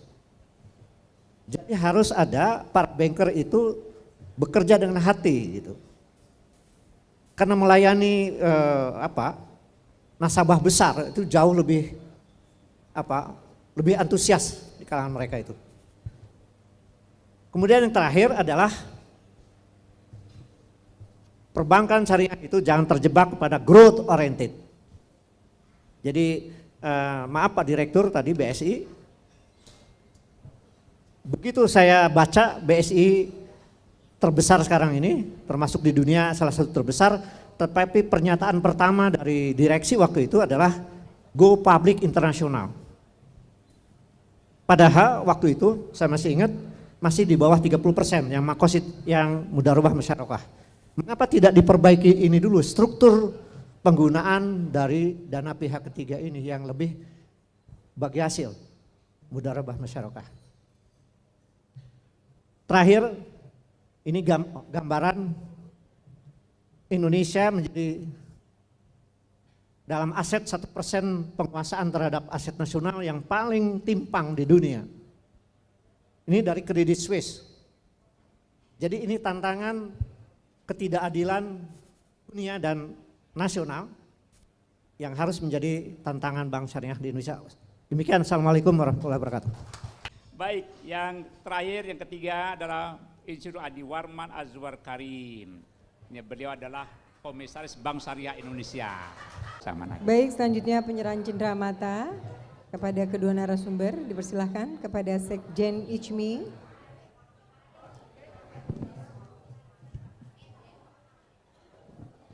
Yang pertama diserahkan kepada Ibu Indah Pertiwi Nata Prawira, tenaga ahli Menkyu bidang komunikasi keuangan syariah. Pada berikan aplausnya Bapak Ibu. Ya, beri aplaus, tepuk tangan. Ya. Yang kedua Prof. Didin Esdamanhuri. Silakan Prof. Didin. Iya. Oh iya. Oh, terima kasih banyak Ibu. Iya. Pak Ketum. Selanjutnya Bapak Arif Hartawan, beliau adalah Deputi Ekonomi dan Keuangan Syariah Bank Indonesia. Dr. Haji Anwar Abbas MMAG dari Muhammadiyah. Bapak Kiai Haji Amir Syah Tambunan, Sekjen MUI. Dan Bapak Dr. Riawan Amin, Dewan Pakar IJMI. Demikian Bapak Moderator, waktunya kami persilahkan. Baik, luar biasa ini banyak ini. Bagaimana cara membagi waktu ini? 1, 2, 3, 4, 5, 6. Ada 6. Silakan Pak Amir Syah. Terima kasih. Assalamualaikum warahmatullahi wabarakatuh. Waalaikumsalam. Alhamdulillah wa syukurillah wala haula wala quwata illa billah. Hadirin wa hadirat yang dimuliakan dirahmati Allah. Pertama, bahwa Indonesia tengah menghadapi persoalan ekonomi yang amat sangat serius. Baik karena faktor geopolitik maupun faktor internal Indonesia yang diterpa oleh pandemi COVID-19. Yang insya Allah kita doakan tidak lagi ada gelombang yang karena kita sudah semua berjibaku untuk memperjuangkan agar kita bebas dari pandemi COVID. Nah karena itu MUI dalam konteks ini saya berikan highlight singkat. Kuncinya bagaimana dunia pendidikan kita harus mampu mengakselerasi perkembangan ekonomi global, nasional dan internal. Sebenarnya itu kuncinya. Global, nasional dan internal umat Islam. Bagaimana caranya kita mampu mengakselerasi? Slide berikutnya kalau kita lihat bagaimana masyarakat Indonesia tingginya minat, kita optimis sebenarnya. Tapi ketika kita lihat sumber daya manusia kita Indonesia tidak equal dengan kemampuan kita mengakselerasi. Baik di pasar modal, ini Bu Kartika lebih paham, di asuransi, lembaga keuangan, pembiayaan. Padahal MUI sudah 153 fatwa yang dikeluarkan. Pak Ketum, 153 fatwa. Kadang-kadang orang yang buat fatwa sendiri sudah lupa. Ini fatwa apa, ini fatwa apa. Intinya fatwa ini belum sepenuhnya mampu menjawab. Termasuk lembaga-lembaga pendidikan. Belum mampu untuk menyosialisasikan fatwa ini. Banyak tulisan-tulisan, disertasi, tesis, tapi masih di tataran akademik, belum mampu diimplementasikan. Ini persoalan yang kita hadapi. Berikutnya, kalau kita lihat bagaimana SDM ini, dan bagaimana umat harus mengembangkan, maka jawabnya adalah umat Islam harus menjadi garda terdepan. BSI tempat kita ini salah satu pendukung utama program MUI, sudah begitu memperlihatkan semangat ekspektasinya untuk memajukan perekonomian. Tapi tidak cukup. Karena kita tahu umat Islam ya merupakan modal sosial kapital. Umat Islam merupakan modal sumber daya manusia, human capital. Menurut saya belum cukup. Kenapa? Karena sistem yang kita buat untuk menjaring kekuatan umat belum cukup Bapak Ibu sekalian. Coba kita lihat bagaimana lembaga pendidikan kita juga menurut hemat saya masih belum mampu untuk mengakselerasikan. Lanjut. Next. Berikutnya. Ini agak lambat ini, operatornya kelihatan. Nah, perbankan syariah ini kita lewat aja. Ini teori yang saya kira sudah kita paham semua. Lanjut. Terus, perbankan syariah ini bagaimana untuk mampu tadi mendasari, lanjut terus, ini kok balik lagi, terus saja. Undang-undang ini saya kira harus kita jadikan sebagai salah satu indikator memperkuat. Lanjut, bagaimana sistem perbankan yang harus kita perkuat, jenisnya bagaimana, bentuknya bagaimana, kegiatannya seperti apa, cara memproses melakukan usaha seperti apa, sudah lengkap. Menurut saya tinggal kita akselerasi melalui human capital dan social capital yang harus kita kapitalisasi menjadi sebuah kekuatan umat. Sebab kalau tidak, menurut saya akan sangat sulit menjawab tantangan ekonomi global dan tantangan ekonomi internal. Lanjut, ini balik lagi. Bapak Ibu sekalian, karena itulah menurut hemat saya, lembaga-lembaga keuangan kita ini, mulai dari perbankan, terus, lanjut, terus, nah bagaimana kegiatan-kegiatan yang harus kita lakukan, inilah sesungguhnya merupakan lembaga-lembaga yang harus terdepan. Memainkan peran umat kita yang tengah menunggu akselerasi dan percepatan itu. Lanjut, terus, nah ini saya kira saya mengutip dari Ibu Kartika, bagaimana surat edaran OJK nomor 36 tahun 2012 tentang produk dan aktivitas BUS dan UUS. Nah ini masih problem di kita ini. Ketika UUS, Unit Usaha Syariah mau kita konversi menjadi BUS, ini kendalanya masih banyak sekali. MUI mencoba masuk lewat fatwa, NTB sudah berhasil, Aceh sudah berhasil, kemudian Riau Kepri sudah berhasil. Ketika di kampung istri saya, Bang Nagari, itu masih, istilah kalau Sundanya itu Pak Beliut. Saya orang Sumatera jadi bilang Pak Beliutnya nggak fasih. Ya mohon maaf ini Pak, masih ribet. Apalagi di kampung saya Sumatera Utara. Tadinya komitmen gubernurnya sudah siap kalau terpilih, tapi begitu terpilih, saya ingat kata-kata kalau istilahnya lupa makan pil KB, apa namanya itu, lupa jadi, kalau sebaliknya kalau jadi lupa, kan gitu ya, kira-kira begitu yang kita lihat fakta politiknya. Jadi gubernurnya masih setengah hati, belum lagi bank yang lain. Nah ini tugas kita semua. Lanjut, untuk memperbesar aset perbankan. Ini saya kira kodifikasi yang menurut hemat saya memperkaya rujukan kita semua untuk mengakselerasi ya perbankan keuangan syariah. Lanjut, produk-produk penghimpunan dana, terus kita percepat saja, giro, tabungan, deposito, ini saya kira sudah hafal kita semua. Lanjut, nah produk-produk dasar penghimpunan dana ini saya kira sudah kita lakukan sehari-hari, tapi ini saja belum cukup. Begitu juga landasan hukum, ya apa yang kita lihat di giro, wadiah, termasuk giro syariah, termasuk borobah, saya kira ini sudah. Lanjut, saya cepat aja. Nah ini produk-produk penghimpunan dana yang saya kira harus kita lakukan agar mampu untuk memperkuat, mengkapitalisasi kekuatan ekonomi umat. Lanjut, ya terus kita lewatkan, ini bentuk-bentuk tabungan syariah yang saya kira juga sudah kita implementasikan, tapi lagi-lagi ya unggulan Bank Syariah Mandiri, BSI, termasuk Bank Muamalat, termasuk satu lagi yang punyanya Pak CT, apa namanya? Mega, 3 bank ini saya kira harus kita dorong berkompetisi. Ya, lanjut, untuk melakukan penghimpunan dana yang kekuatan dananya jangan sampai terkalahkan ya bagi saudara kita yang di luar negeri. Negara sesekuler Inggris tapi dia punya kemampuan mengakselerasi.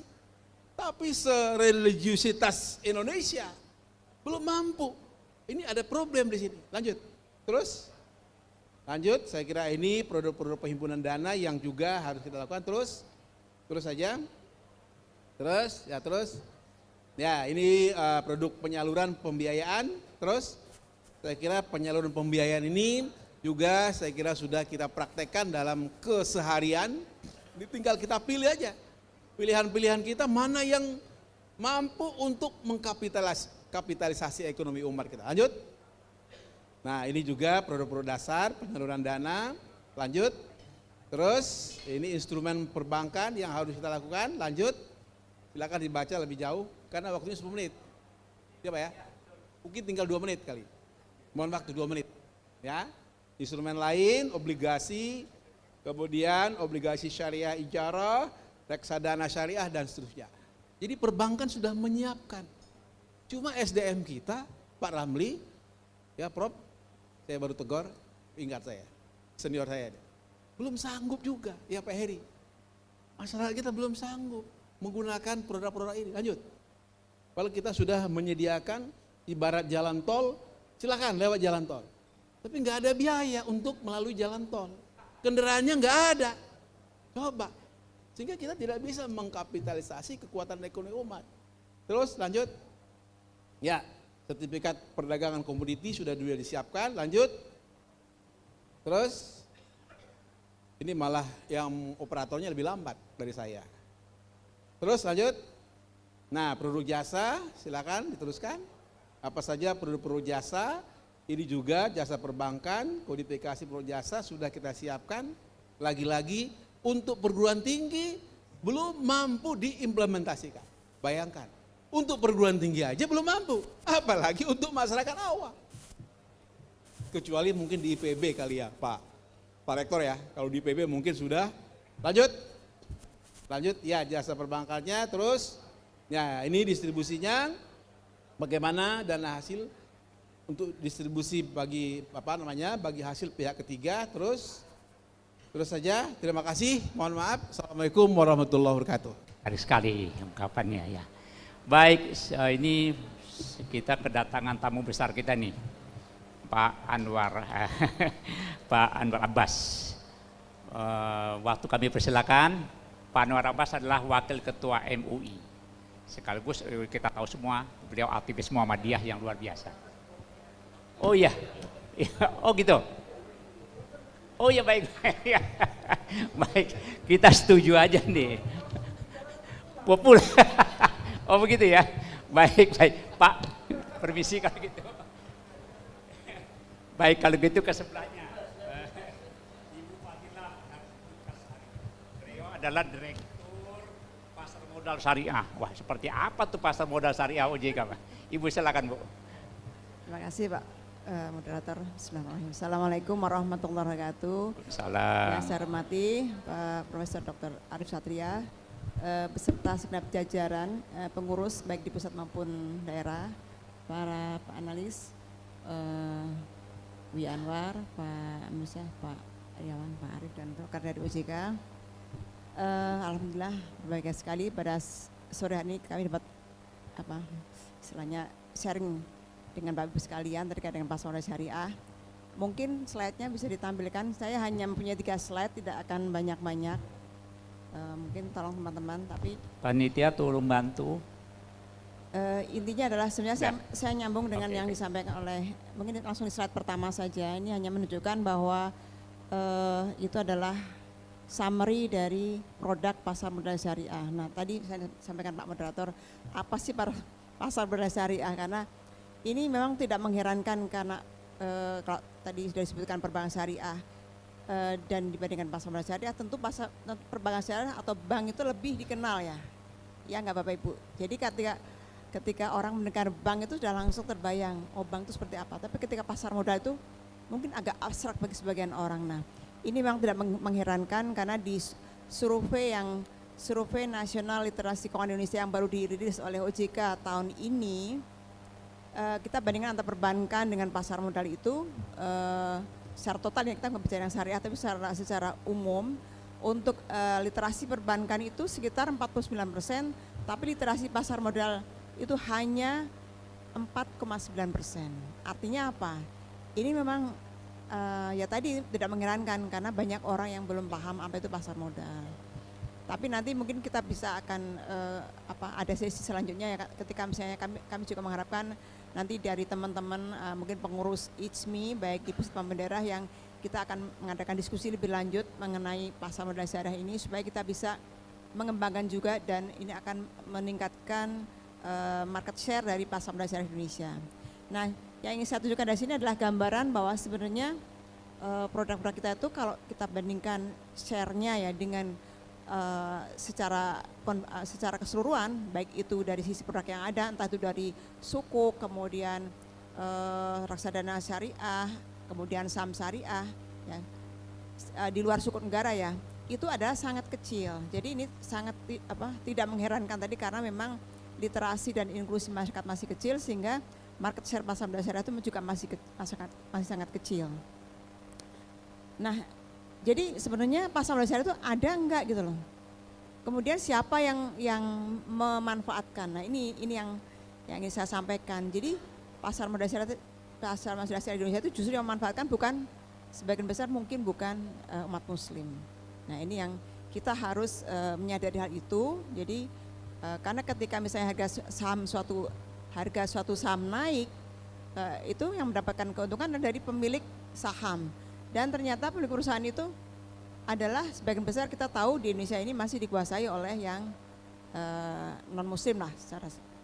Nah, kemudian di slide kedua, ini sebenarnya yang paling penting adalah kita ingin memberikan pemahaman bahwa apa sebenarnya pasar modal itu fungsinya. Jadi pasar ya, sebagaimana pasar-pasar yang lain tentu saja bertemunya antara pembeli dan penjual. Tapi yang diperjualbelikan adalah bukan barang dagangan tapi adalah capital atau ya modal ya. Jadi pasar modal adalah sebenarnya tempat bertemunya antara mereka yang membutuhkan dana. Siapa yang membutuhkan dana adalah perusahaan-perusahaan itu ya, yang membutuhkan pendanaan untuk ekspansinya, dan mereka yang kelebihan dana. Siapa mereka itu? Adalah investor. Jadi pasar modal menyediakan instrumen pendanaan bagi mereka yang membutuhkan uang ya, maupun instrumen investasi bagi mereka yang membutuhkan investasi. Nah, sebetulnya ini kalau kita sambungkan dengan yang disampaikan Pak Arief tadi, ini sangat nyambung dengan masalah pengembangan ekonomi atau industri halal ya. Kita tahu bahwa pemerintah sedang mendukung sektor industri halal secara real ya, entah dari sisi makanan, minuman, kemudian sisi fashion atau pariwisata halal yang ingin dikembangkan di Indonesia. Nah, itu kan membutuhkan permodalan.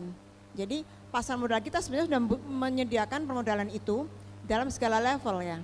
Entah level untuk yang perusahaan besar sekali, kemudian perusahaan kecil dan menengah, maupun perusahaan yang untuk asetnya di bawah 10 miliar. Itu juga masih bisa di cover. Jadi pasar modal sebenarnya sangat luas ya, menyediakan pendanaan bagi perusahaan-perusahaan yang membutuhkan permodalan. Nah, itu nanti ada yang melalui IPO atau mereka melepas sahamnya di Bursa Efek Indonesia ya kepada masyarakat. Ada yang melalui securities crowdfunding ya, mungkin yang selama ini Bapak Ibu juga akhirnya ini sering mendengar apa itu layanan urun dana. Dan itu nanti semua akan bisa kita pelajari kalau memang Bapak Ibu juga ingin mengetahui lebih lanjut ya. Karena ini menurut saya sangat relevan dengan apa yang sedang kita bicarakan, bagaimana mengembangkan ekonomi yang berbasis syariah ini, tapi juga harus istilahnya dari hulu ke hilirnya juga harus konsisten. Jangan kita berbicara mengenai produk, memproduksi suatu produk yang halal, tapi kemudian dari mana pendanaannya gitu. Ini juga harus menjadi pertanyaan, apakah pendanaannya juga, sementara pendanaan syariah banyak dari bank syariah, pasar modal syariah, tapi kemudian kenapa masih ke bank konvensional? Nah, seperti itu. Ini adalah tantangan kita semua. Nah, pasar modal syariah Indonesia itu sudah di backup oleh fatwa dari Dewan Syariah Nasional Indonesia ya. Sudah ada 25 fatwa yang khusus terkait dengan pasar modal syariah Indonesia, sehingga tentu saja tidak diragukan ya istilahnya kesyariahannya, dan termasuk juga fatwa mungkin yang paling terkenal yang mungkin terkait dengan pasar modal adalah fatwa 80, karena waktu itu banyak orang berasumsi atau bertanya-tanya, apakah pasar modal itu, contohnya kegiatan di Bursa Efek Indonesia itu apakah diperkenankan secara syariah, bukankah itu perjudian? Nah, ini pertanyaan yang banyak sekali berkembang di masyarakat, itu sudah dijawab oleh fatwa dari DSN MUI, alhamdulillah. Nah, kemudian kita juga lihat di sisi kepercayaan masyarakat terhadap produk pasar modal syariah itu memang semakin lama makin meningkat ya, meskipun tadi itu meningkatnya juga apa istilahnya, pelan lah ya kalau dibandingkan dengan yang ini di sebelah kanan kita bisa melihat ini ada jumlah, katakanlah jumlah investor yang memang berinvestasi di saham syariah. Itu kan sekitar 114.000 saja. Kemudian di sisi reksadana syariah hanya sekitar 1 juta sekian saja. Ini kan jumlahnya nggak sampai 2 juta ya. Sementara kalau kita tahu bahwa jumlah investor di Indonesia ini ya di pasar modal syariah itu sudah mencapai sekitar 10 juta orang. Artinya kemana yang selain 1 juta ini, yang sebagian besar itu mereka invest di mana? Berarti kan mereka invest di saham yang tidak syariah, di reksadana yang tidak syariah, maupun di obligasi yang bukan produk syariah. Nah ini adalah tantangan bagi kita semua, karena memang tadi itu makan inklusi juga mungkin perlu dikembangkan. Next, mungkin di slide terakhir saya, nah ini hanya ingin menunjukkan bahwa kami dalam mengembangkan pasar modal syariah ini juga berdasarkan pada roadmap ya yang kita susun di tahun 2019 yang lalu dan akan berakhir 2 tahun lagi. Jadi memang ini arah pengembangannya ada 4, yang pertama adalah pengembangan produk, kemudian bagaimana mengembangkan infrastruktur, bagaimana mengembangkan literasi dan inklusi tadi, dan juga bagaimana kita menjalin sinergi dengan stakeholders yang sangat penting. Jadi sebenarnya arah pengembangan ini juga berangkat dari tadi itu, dari permasalahan yang ada. Jadi ternyata produknya kurang banyak, mungkin kurang menarik, itu juga tantangan bagi kita. Kemudian bagaimana infrastrukturnya apakah sudah memadai. Sekarang semua transaksi sudah menggunakan online, sudah menggunakan fintech. Ini tentu saja sangat mempermudah. Dan juga kita juga harus menyadari bahwa OJK ini tidak bisa berdiri sendiri. Karena OJK hanya regulator di bidang industri jasa keuangan, tapi ada ada pihak lain, ada Bank Indonesia, ada Kementerian Keuangan, yang mereka juga punya peran misalnya bagaimana menentukan pajak. Nah itu juga kami makanya harus selalu berkolaborasi karena kita OJK itu bukan segala-galanya dalam regulator. Nah oleh karena itu sangat penting ya masalah pengembangan, bagaimana pengembangan produk halal, kita juga bersama dengan kementerian terkait, Kementerian Parekraf dan sebagainya, Kementerian Koperasi, mengembangkan UKM, kemudian mengembangkan wakaf. Ini yang sedang menjadi topik terhangat kita adalah bagaimana sebetulnya keuangan sosial itu bisa dikombin dengan keuangan komersial ya. Jadi wakaf itu, wakaf baik cash wakaf, wakaf tunai maupun aset wakaf berupa tanah misalnya atau bangunan itu bisa dikombinasikan dengan instrumen untuk menjadi sesuatu yang lebih bermanfaat. Nah itulah yang kami harapkan mendapatkan dukungan ya dari Bapak Ibu pengurus IJMI untuk misalnya nanti ke depan buat program-program yang bisa juga mendukung atau searah dengan pengembangan ekonomi keuangan syariah Indonesia. Terima kasih. Assalamualaikum warahmatullahi wabarakatuh. Waalaikumsalam Terima kasih banyak Bu Fadilah Kartikasari. Selanjutnya bagaimana kita bisa mengatur dan perizinan berbagai syariahnya. Ini penting nih karena teman-teman IJMI pengen bangun banyak bank nih Bu Nyimas Rohmah. Silakan Bu, ajarkan kami bagaimana perizinannya membuat koperasi syariah, bank syariah. Silakan Ibu. Baik, terima kasih Pak Teguh Anbal Sani.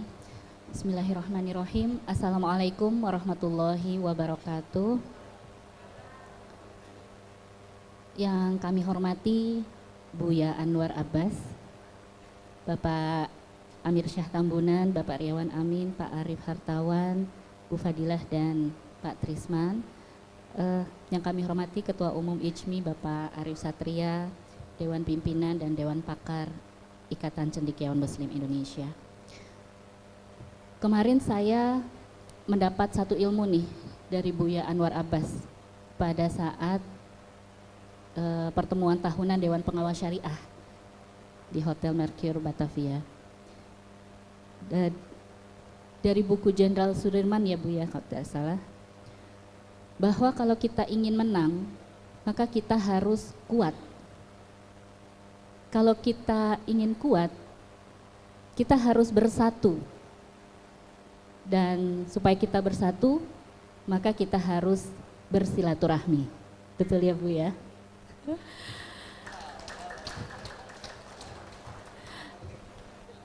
Alhamdulillah saya merasa sangat berbahagia sekali bisa hadir di tengah-tengah Bapak Ibu semua, para cendekiawan Muslim Indonesia. Dan tadi disampaikan oleh Pak Teguh Abdul Sani, perkenalkan nama saya Nyimas Rohmah dari Direktorat Pengaturan dan Perizinan Perbankan Syariah. Kami membuat sedikit tayangan tidak lama terkait hanya terkait perkembangan dan juga arah kebijakan OJK mengenai perbankan syariah. Baik Bapak Ibu, secara umum alhamdulillah pertumbuhan perbankan syariah di Indonesia dari tahun ke tahun terus mengalami peningkatan. Dan pertumbuhannya itu tercatat tetap positif meskipun di masa pandemi. Bahkan pada saat industri perbankan nasional sempat mengalami pertumbuhan negatif, industri perbankan syariah Indonesia tetap mengalami pertumbuhan yang positif. Boleh minta tepuk tangannya Bapak Ibu?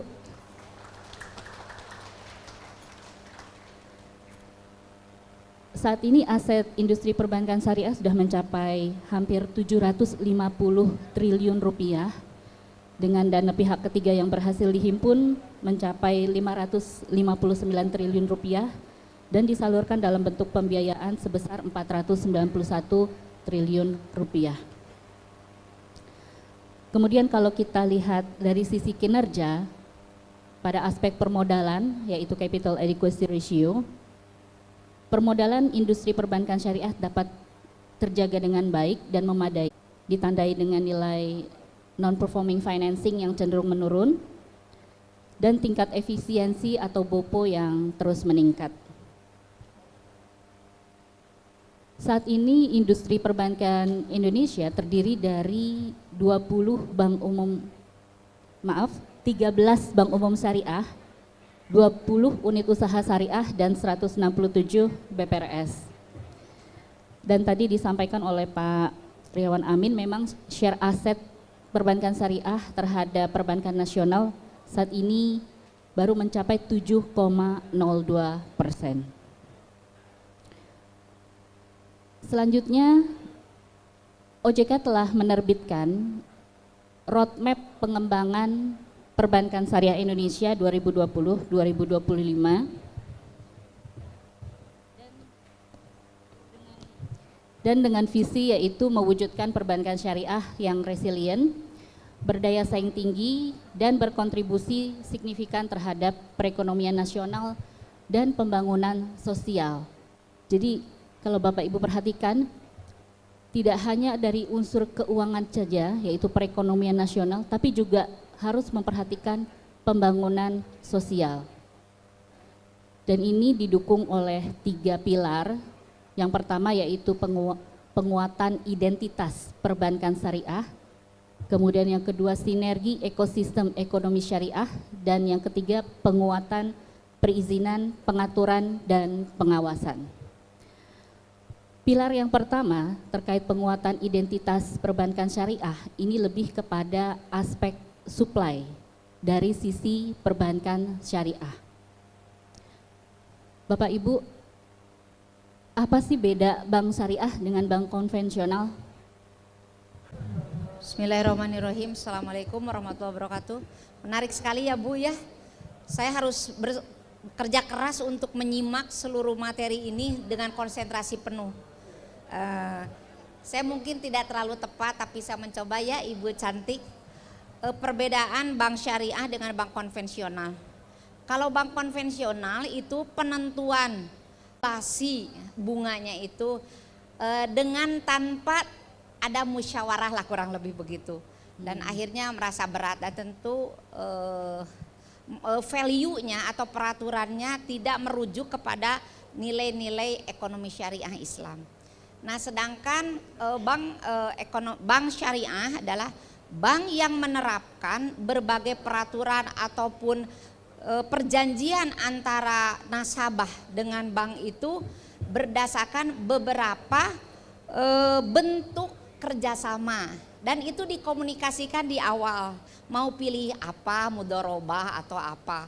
dan kemudian nanti dihitungnya di awal berapa kira-kira seluruh komponen itu. Dan yang sangat terbantu karena sudah di awal, kalau kita terlambat tidak dikenakan bunga. Itu yang mungkin secara praktis kami pahami. Demikian Ibu. Assalamualaikum warahmatullahi wabarakatuh. Waalaikumsalam warahmatullahi wabarakatuh. Terima kasih Ibu. Jadi itulah yang harus kita tonjolkan ya Bapak ya. Maksud saya adalah kalau masyarakat itu merasa bank syariah itu sama saja dengan bank konvensional, kemudian apa value added buat kita gitu. Padahal bank syariah itu kan ada berdasarkan prinsip-prinsip syariah tadi yang seperti disebutkan Bu Dece, kemitraan salah satunya begitu ya.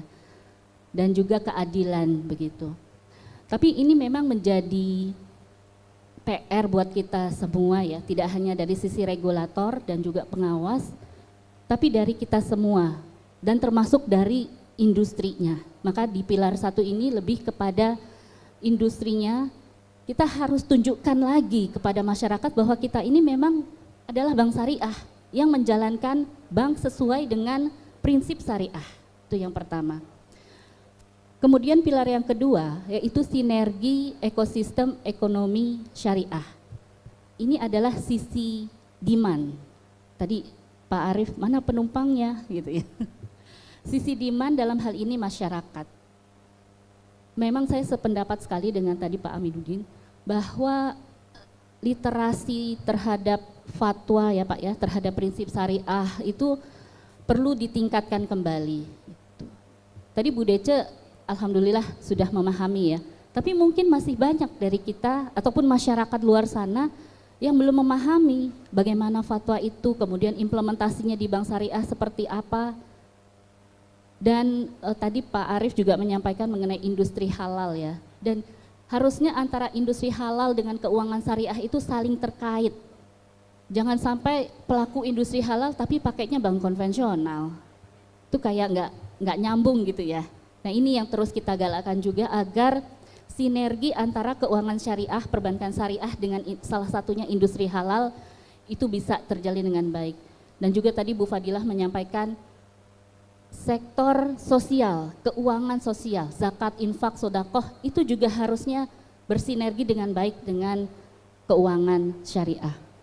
Kemudian yang ketiga dari sisi regulator ini, penguatan perizinan, pengaturan dan pengawasan, kami di OJK terus menerus untuk bisa mendukung pengembangan perbankan syariah di Indonesia melalui pengaturan-pengaturan dan juga pengawasan dan juga perizinannya. Slide berikutnya. Ini hal-hal yang lebih konkret terkait apa sih yang kami lakukan di OJK terkait pengembangan perbankan syariah. Jadi yang pertama adalah penguatan kelembagaan perbankan syariah, yaitu dengan mendorong penguatan tata kelola syariah untuk perbankan syariah. Jadi syariah governance-nya akan kita perkuat lagi sehingga bisa memberikan trust, kepercayaan masyarakat terhadap bank syariah. Kemudian mengedepankan keunggulan dan diferensiasi produk serta memperkuat permodalan dan SDM yang berkualitas. Produk ini sekali lagi juga nasabah itu harus bisa mendapatkan customer experience yang berbeda ketika berhubungan dengan bank syariah dibandingkan bank konvensional. Itu yang harus dirasakan oleh masyarakat. Kemudian memperkuat permodalan, Bapak Ibu tidak dapat dipungkiri bahwa size bank itu adalah matters. Semakin besar suatu bank, dia akan semakin efisien dan akan semakin baik melayani masyarakat. Tadi Pak Riawan Amin menyampaikan target nasabah rasional itu hanya bisa dilakukan kalau bank itu efisien gitu. Jadi dia bisa memberikan pelayanan yang baik kepada masyarakat. Kemudian yang berikutnya SDM, ini tadi juga sudah disinggung, SDM yang berkualitas, yang memahami apa itu ekonomi syariah, keuangan syariah, perbankan syariah, ini yang terus kami kedepankan. Kemudian juga mendorong digitalisasi. Ya, tadi Pak Arief sepertinya juga sudah menyampaikan, masyarakat kita ini sudah semakin berubah ke arah digitalisasi dan perbankan syariah juga harus mengikuti arah perubahan tersebut jika tidak ingin ketinggalan. Kemudian penyelarasan ketentuan perbankan syariah dengan standar internasional. Jadi Bapak Ibu, di dunia internasional kita punya standar setter untuk keuangan syariah yaitu Islamic Financial Services Board atau IFSB. Nah, ini kami berusaha agar dari sisi regulasi kita tidak ketinggalan dengan standar syariah internasional tersebut. Kemudian yang kedua, penciptaan demand perbankan syariah yang berkelanjutan, ini tadi juga sama dengan pilar kedua, mendorong peningkatan literasi perbankan syariah melalui berbagai kegiatan edukasi dalam rangka meningkatkan awareness masyarakat. Saya yakin di sini banyak sekali Bapak Ibu pendidik ya, dosen ataupun guru. Mudah-mudahan dengan kegiatan ini bisa disampaikan juga kepada anak didiknya, kepada para mahasiswanya mengenai ekonomi dan keuangan syariah. Dan yang terakhir adalah perbankan syariah terintegrasi dengan ekosistem ekonomi syariah, tadi yang seperti yang saya sampaikan ya. Jadi harus meningkatkan sinergi dengan berbagai stakeholders, antara lain industri halal, kemudian lembaga keuangan syariah, lembaga keuangan sosial Islam, kementerian dan lembaga. Mungkin dari saya cukup seperti itu Pak Teguh. Lebih kurangnya mohon maaf. Wassalamualaikum warahmatullahi wabarakatuh. Waalaikumsalam. Beri aplaus dulu untuk Ibu Nyimas. Baik, demikian Bapak dan Ibu, seluruh rangkaian Konvensi Nasional Ekonomi dan Keuangan Syariah telah selesai. Wassalamualaikum warahmatullahi wabarakatuh.